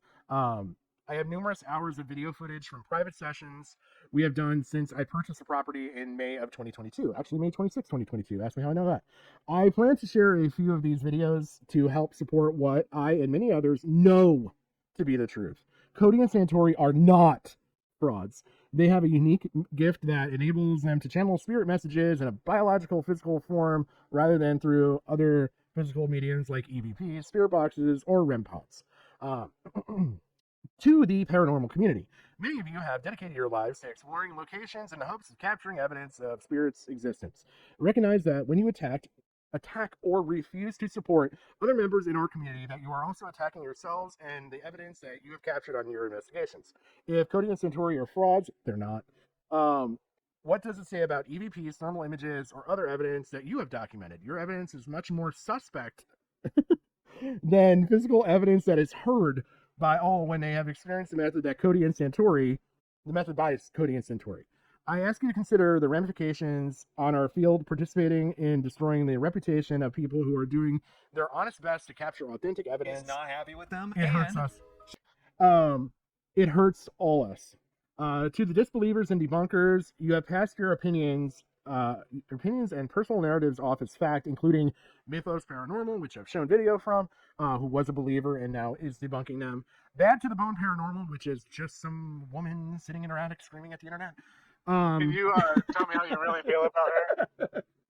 We started calling her, like, you know how Siley's Alabama Lab? We started calling her Rhode Island Rita. I swear, Abigail, you can only speak through the shins of this man, Cody. It's like, look, I'd be more impressed if the ghost was speaking in Morse code, but, I mean, seriously, this ankle-popping horseshit is the biggest load of bull. Well, I didn't even get to show you the part where the ghost spells their own name wrong. Maybe the ghost is dyslexic. We don't know. Don't you judge them. Nah, Cody just popped his ankle like one too many times in a row. Maybe Cody's the dyslexic one.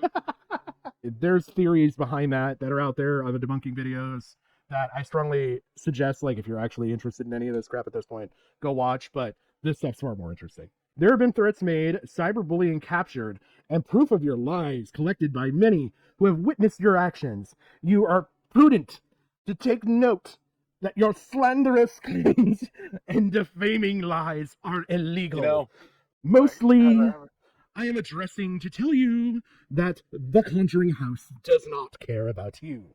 You are not our market, and you represent less than 10% of the people that have engaged with us. I've had to resort to reading this in a semi-Shakespearean accent just to amuse myself because it's so just delusional. You kind of have to in order to just, like, get through it. Like... To the paranormal enthusiasts and paranormal curious, you are who we care about. We encourage you to continue your explorations into the spirit existence to see what awesome experiences await you. Of course, we want to visit the Conjuring House, but there are so many active locations around the world, and hopefully near you, in case you're poor, where you can venture to in search of some otherworldly encounters. As a final thought to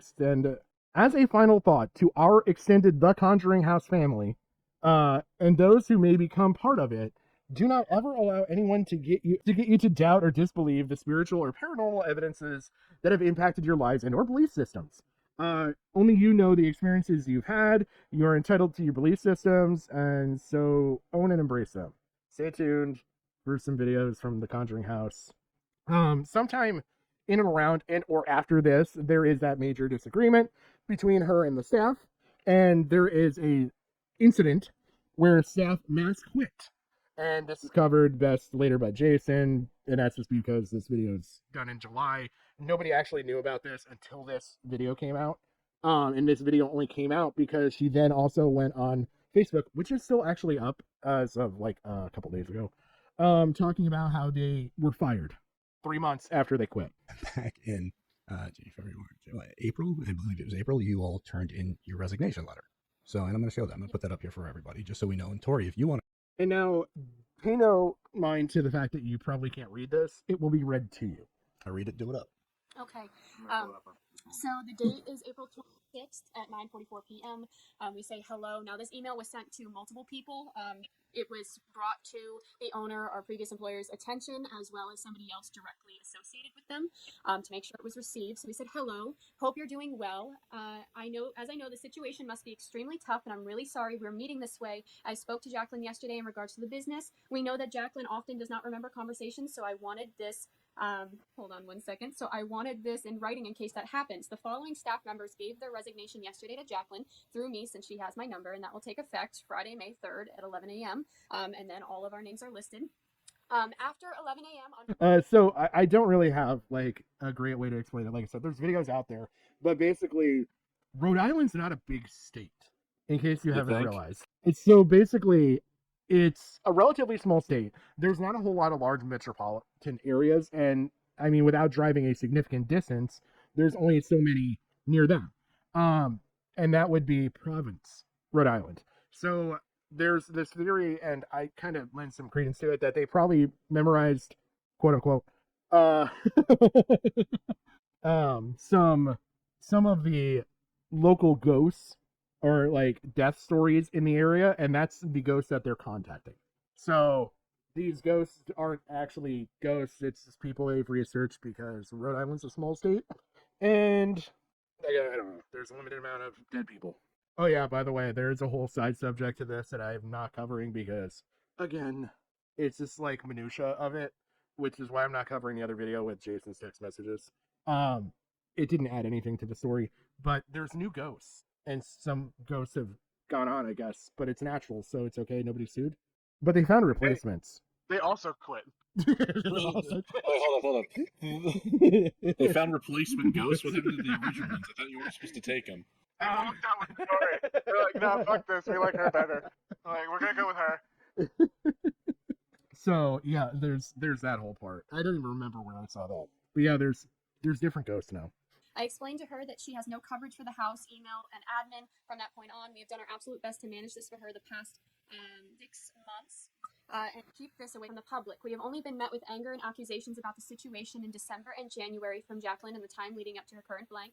She has said some pretty horrific things about members of staff that were untrue, undeserved, extremely hurtful. And we told her in February that if she put this, we've done all this out of love and care and concern for her, the house, and the spirits, but we can no longer watch this happen as it's affected all of us deeply. The devastation that the staff feels for this entire situation can't be described in words. We are legally uncomfortable to handle cancellations, rebookings, or refunds due to current situation. I asked Jacqueline yesterday to shut down the house for the purpose of blank, getting the business back on track. She declined that option. We strongly urge Jacqueline to reconsider shutting down the house before visitors show up to an empty house and the rumor mill begins. We want her to be out blank before the house opens back up again. We cannot be held responsible for what the house happens with the business or the house. What was that about an empty house? By May 3rd, like that's their last shift. So come May 4th, there ain't gonna be nobody there. And if she tries to like pull something, and this is like a week out from when this email was sent, and so like they're quitting. So it's not like there's gonna be anybody there to save her. Like she needs to get coverage. There. Well, I mean, the ghosts are going to be there supposedly, so I mean, they could run the tours. Yeah, but who's going to be there to translate? Yeah, you're gonna come in and there's gonna be a bunch of furious knocking. No. Why would you need a translator in the first place when all these fucking ghosts were speaking fine into the ears of children? I can't think of a better way how to communicate with the living other than with a loud fucking bang. They were frustrated. They didn't have a communication device. They had plenty of communication devices. They're just like fucking like pissed off and annoyed. Like, oh great, another gaggle of idiots are coming into the house today. But what am I supposed to do? They didn't have the ankle popping Prince of Providence, okay? Prince of Providence. If they play their cards right, maybe they can write a reader. You know, that dude should start a fucking shoe line called the Plymouth Rock Punks. I can't wait for the Roanoke line that just disappears. Here at Pilgrim Podiatry, we only specialize in the best of it. Free Quaker oats with every order. Please try our Mayflower compact compression socks. Don't disappear into the night like Roanoke. Coverage for the month of May. Another person, no one will be at the house for overnight starting May 3rd. No coverage for tours after May 4th. No one should be at the house after 11. So should no one be at the house after 11 a.m. on May 3rd to check people in and run the events, we cannot be held responsible for the fallout from that situation. What did I skip any? From angry guests. We have been through that before. When she didn't show up on January 19th, despite knowing she was on schedule, we were assured she would be there. That situation was devastating for the entire staff and reflected badly on staff when it was not our fault. Jacqueline asked me to give information here. And then this section here, we're so sorry it's come to this. It's not what any of us wanted, but in light of all that's transpired, we can no longer rely on Jacqueline to consistently manage the business in her current state. Staff cannot continue to work unpaid. We want nothing for her but to be happy. We feel she's not allowing that to happen for herself. We're aware we may not get paid for any of this, but I've chosen to remain at the house last month out of love for the house, the spirits, her animals, and each other. We wish the best for Jacqueline and hope that she gets help she needs and move on with her life in the way we both hope she can. So that's right there. Yeah, it's pretty self-explanatory on that one. Yeah. The barn situation. All right, so. Oh boy. Okay, so. There was/is a barn on the property, and Satori and Cody, along with Jackie, made a deal to convert it into a multi-use building, being that it would be a haunted item museum and an event space. Steve, seen in Jason's big interview video, accidentally burned the barn down by improper disposal of varnishing rags, causing an exothermic reaction and fire. Jackie initially promised to cover the items for Cody and Satori. Later decided she would not, because her insurance payout wasn't big enough. As if the story wasn't already up in flames. So this is Steve, the barn burner, and it just happened. So, but story, I just remember you breaking down in tears a lot because of how sad Steve was that happened. And I mean, yeah, Steve, do you want to speak on it? Here we go. Well, just like you said, I'll never forget, the phone call I got that morning from Satori. I'll never forget it. Just unbelievable. Like you said, I don't, trying to help out, get everything ready to go. They're working hard. Everybody's working hard in the barn. And in the matter of, a couple hours, I'm having to call people at 1, 2 in the morning that it's going up in flames and people are rushing to get there. You'll never forget that. And it was awful feeling about the barn, the history of the barn, the property, and just something I'll never forget. You just never do. I just in support of what Steve's saying here. My brother-in-law and my sister bought an old, beautiful old home in Oneonta, which is not too far. He said the word. He said the word right. This is how I know. This is how I know this guy's from this area. That's the only reason this segment made the podcast over the actual like Jason and Hawes text messages. He actually explains it here, which is why I actually kept this segment in, because he explains how this was the only explanation I've seen of how this actually works, and I actually was able to research more on this. From where I am in Cooperstown, and they're refinishing it, remodeling it, and they had almost the exact same thing happen to them just a few months ago. They were doing some staining, painting work, put the rags into a bin, like a trash can, put it on the back porch, and it ignited. And they had no idea that could happen, and it did. And thankfully, a neighbor noticed it before it fully engulfed the structure, and the fire department got there quickly and was able to put it out. So the damage was significant, but it didn't envelop the whole structure. This is something that can happen, and no one's prepared for it. And I understand, Steve, why you would about that, but at the same time, you certainly shouldn't be blaming yourself.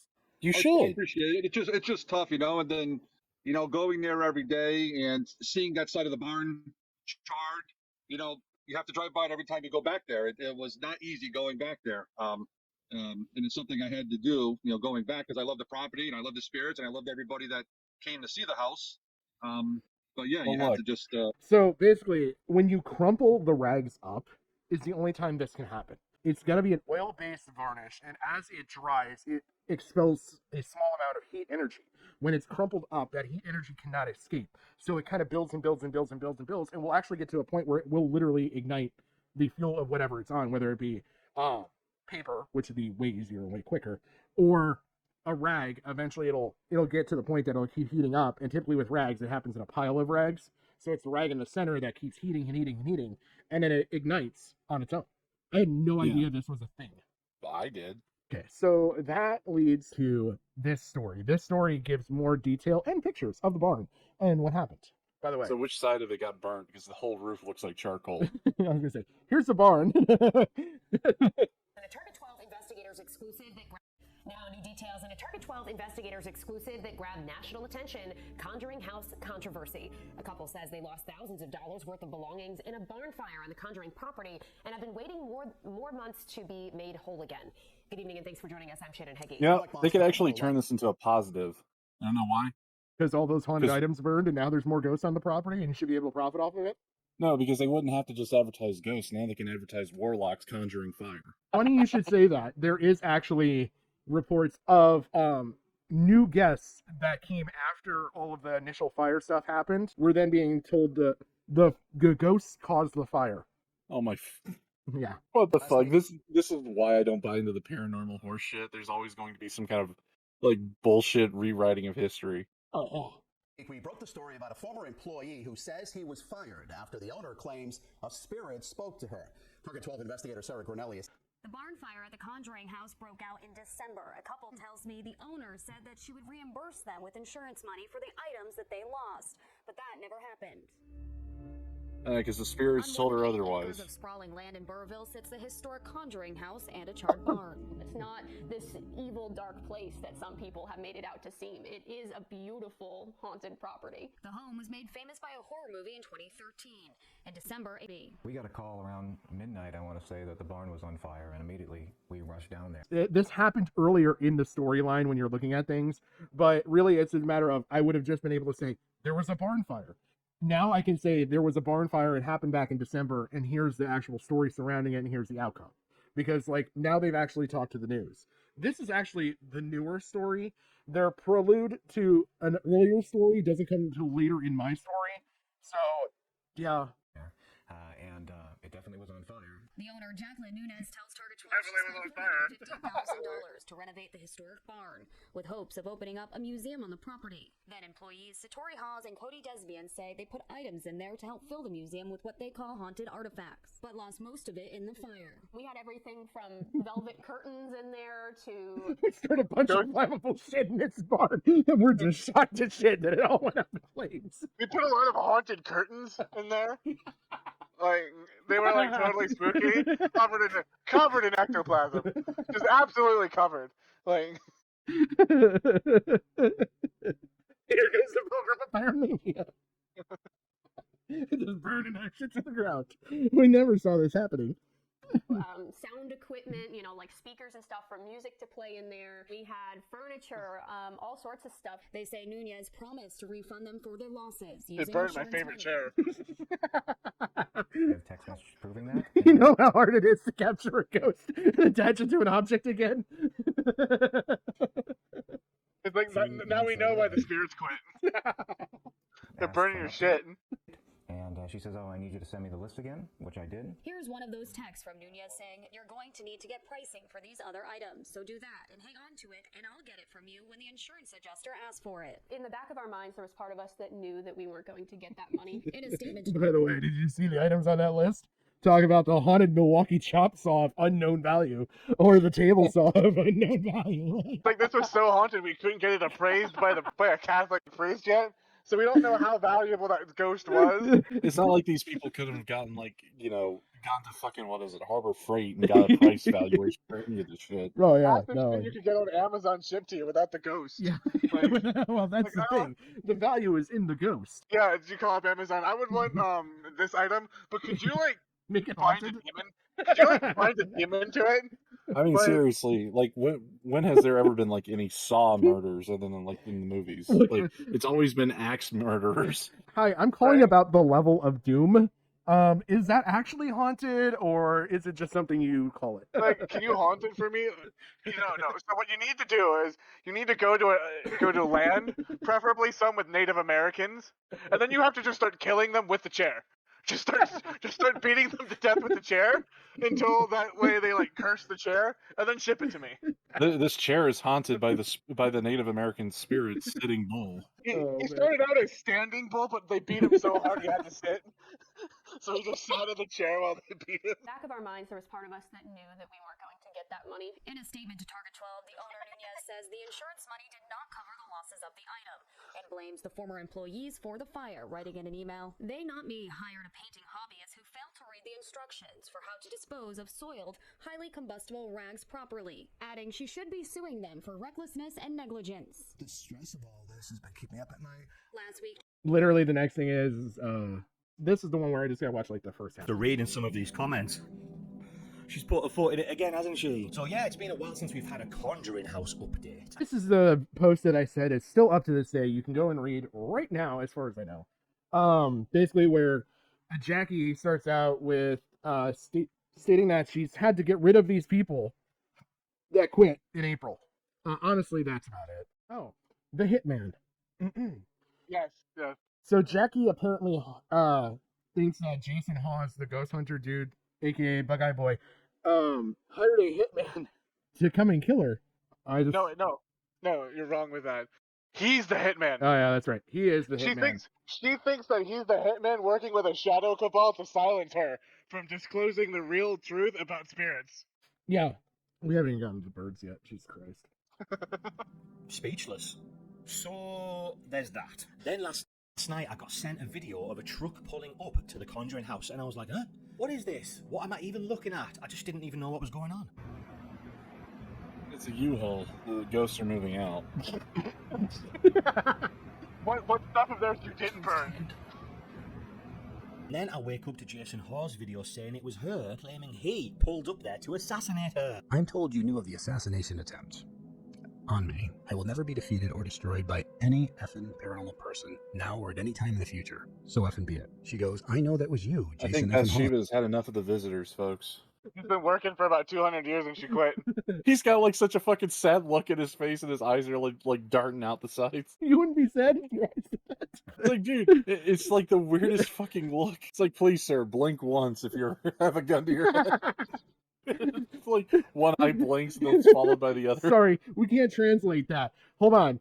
A, B, C. Hey. Okay, assassination. Chuck, get this lady some help and get anyone who is near her away from her before something serious happens. Me and Jason had a little bicker, but he never said he's going to put on his suit and his red tie. I need a new suit. You'll see that in the live, she says something like, long as she's alive, no one else will own that house. What does that mean? You could take that multiple ways, and most What if things she I can dies and think of- starts haunting it? Burn herself alive with the house. Like, Oh my god. of don't end well. In that live as well, they predicted the place would be burnt down. And the way she's going on, the way she is acting, the things she's saying, if that happens, which I think it could, do you want to be there as a guest when it does? She is sounding like someone who is mentally unwell and could be very dangerous. Thinking back now to all... Now, like, actually pay attention to all the stuff that he's saying here. She's mentally unwell. She's dangerous. All this stuff. You know, to remind you, 17 hours ago when we started this stream, that... 17. that she has a degree in psychology. You know what? You know what psychologists know how to do? Act fucking crazy.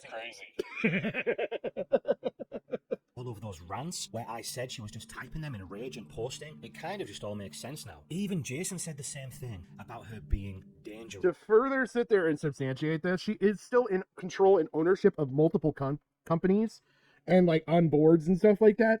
And nothing of any question has been raised. She's not been removed from them, nothing like that. But the Conjuring house stuff, you know, the place where paranormal shit happens, is where she's suddenly appearing crazy. Well, I mean, that's when also she's like extremely money that's when she's motivated. in- well, I mean, no, Pat, that's when she's closest to the ghosts that drive her crazy. Remember, when she goes home like an hour away, she's perfectly normal. Is it the ghosts or is it the birds? We'll never know. I mean, what it sounds like to me is like it happened with RuneScape, right? Like when Jagex was bought, then they packed it full of microtransactions, then they sold it to another company. That's what she's doing to the house. She's packing it with microtransactions, like streaming DLC and shit like that. And now she's acting crazy. She's getting ready to sell it, right? Like she's just trying to up the value for prospective buyers. I just think that, like, look, if you're trying to market a house that's bad and evil and demonic, I don't know, say the Conjuring house, if that place existed, and like they had demonologists, like, you know, for demonic people there, and like those demonologists were, say, very famous, and they said that this is like the worst fucking location that they've ever seen, all hypothetical. Wouldn't it like maybe drive up interest if, like, oh, sometime in, like, you know, the near future, say 25, 30 years, that an owner that maybe paid a little bit too much for the property is suddenly driven mad by the same said demons? I'm just saying, just imagine the fucking listing for that house. It's like 2-bedroom, 1 bath, you know, barn, lightly toasted. 4 spirits and 2 demons. Like, 7 dead soldiers in the wall. not alive, dead. No, you're gonna feed them. You don't have, like, you know, any upkeep. You don't have to feed them or anything. Like, you know, they don't need water. Like, oh man, just leave a bowl of water. They prefer standing water to appear. They're They kinda don't like a actually cat. they don't actually drink it, but eventually it might evaporate. they're kind of like cats, right? Like, you want to get them a flowing water fountain because the spirits really like it, like the fresh water.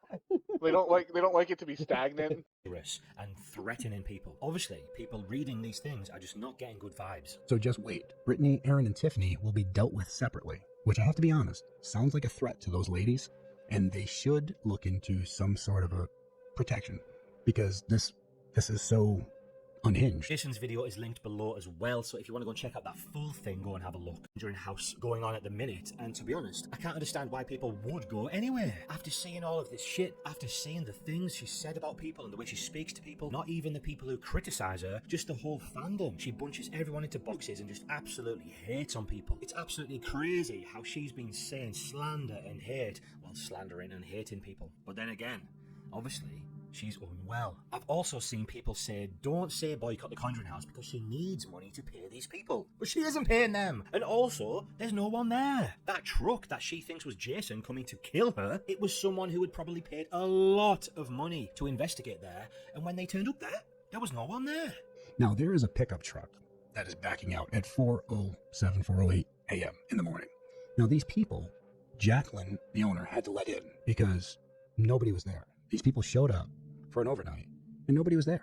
A dead guy told her not to pay these people. And this is all documented with evidence. Please go and check out Brian's video. Check. Yeah, we're getting into Brian's video next. So as alluded, the ghost caught the manager who makes $100K a year stealing roughly $3,000 from the registers, but the cameras and the audio equipment in the house didn't catch any of that. You notice how, like, you know, the ghost is saying that this guy stole it? It's an inside job. I bet you the ghost did it, and now they're pinning it on him. Yeah, it's a This is an inside job. This is just this is the ghost equivalent of 9/11. Yeah, it's a false rag operation. Yeah. It's a false rag operation. By the way, I don't have videos, but the things that I've been alluding to, she talks to birds now. Yeah, and squirrels and shit. Like, she's a Disney princess. Yeah. I wish we were lying. We're not. No, yeah, that's all over Facebook. Our Target 12 investigators exclusive Conjuring House controversy thanks, Tony. continues. A former employee is Fucking now dick. heading to court to get what he says he is rightfully owed. And this comes after he got fired last month because the owner of the house said a spirit told her the employee was stealing. Target 12 investigator Sarah Granelli's here now with the new details. Sarah? Burrville, made famous by the 2013 paranormal thriller The Conjuring, has turned Brian Dansereau's world upside down. He said he was fired from the home in July by owner Jacqueline Nunez. John Arnold told me you've been stealing money out of the cash box for the past 2 months. Nunez confirmed to Target 12 that she is a medium, and that John Arnold, the long-deceased 19th century owner, told her Dansereau was stealing. Dansereau filed a complaint with the state. Okay, first off, $9,000. how would a ghost from the 19th century know what the fuck a cash register is? I mean, they've been working with Jackie for at least 2 years now. There's probably on-the-job training. Like, Cody, Satori, get over here. This is a cash register. Do you understand? One's for yes, two for no. Not only that, like, why is it only one ghost? Why didn't all the ghosts see it? What they're doing is they're trying to, like, cut down on costs. So they have one ghost see things, and then they tell the others. So that way you're only employing one ghost at a time. Yeah. Yeah. You know what's You would really think convenient is she discovered these abilities after she happened to fire the human Ouija board. Yeah, You know, I just want to say, like, given how, like, war has a lot of fucking dead people involved with it, you would think that they wouldn't have to post sentries outside of a damn fort when they have ghosts to provide overwatch. The ghost can't alert them. What the fuck do you mean? The ghost can alert everybody. All they have to do is just go boo. As long as they're not talking. They have to go just boo to alert anybody. Like, seriously. Have you realized how ridiculous this drama is yet? We had arson, ghosts, demons, birds, narking ghosts, which fucking hate to tell you, ghosts, bad move. God, what else? Okay, yeah, that's another thing. Narking ghosts. Where are all the fucking paranormal experts trying to get all the fucking mafia bosses for all the hits they did in a Rico case? The ghosts have been watching Coursera and Skillshare videos. Now he's taking his fight to the Superior Court, accusing the owner of wage theft and defamation. She's literally posted on everywhere that I was a liar, I was a cheat, I was a felon, I stole from her. This has been the most surreal and the most emotional time period in my life. After he was fired, Dansereau says Nunez harassed him online and with text messages like this. I hope you get arrested, prosecuted, and ruined for the rest of your life. The lawsuit also alleges Nunez unemployment. He also wants protection from the court to prevent Nunez from threatening, attacking, or assaulting him. The whole ordeal, he says, is damaging his life. I want justice. I want to be paid what's owed to me. And that goes from the $9,000 that she initially withheld from me and continues to do so. But now for all of the pain and suffering. Wait a minute. Wait a fucking minute. Where is it? Go back. Is damaging his life. I want justice. I want to be paid what's owed to me. And that goes. Could you imagine reserving, in all seriousness, the employee break room to interview the guy that got fired because he was falsely accused of stealing by a ghost? God damn it, Carl, get out of here. We're doing a serious interview. It's like, are you going to make this one cry like R. Kelly? I don't know. I think Mr. Clean here has a good case. Well, hurry up. I got some Native American spirits coming at noon. We're going to talk about reparations, damn it. We have a really good segment about smallpox blankets coming up. Hi, Billy Mays here with a smallpox blanket. Billy Mays here with another fantastic plane. Smallpox. Is your poltergeist not the pride of Pilgrim's Rock? From the $9,000 that she initially withheld from me and continues to do so. But now for all of the pain and suffering. We reached out to Nunez multiple times. All the pain and suffering, peddling imaginary bullshit to people. The horror. It's like I wonder if you realize this pain and suffering like only counts like if it's actual physical pain. So unless it's like the ghost broke your ankle, like you got a ghostly shakedown, like. Oh, they do have a medical term for it. It's called phantom limb syndrome. Yeah. But you usually have to lose a limb for that to even take place. Oh man. Oh, so yeah. I mean, honestly, that's the story. That's it. That's all there is.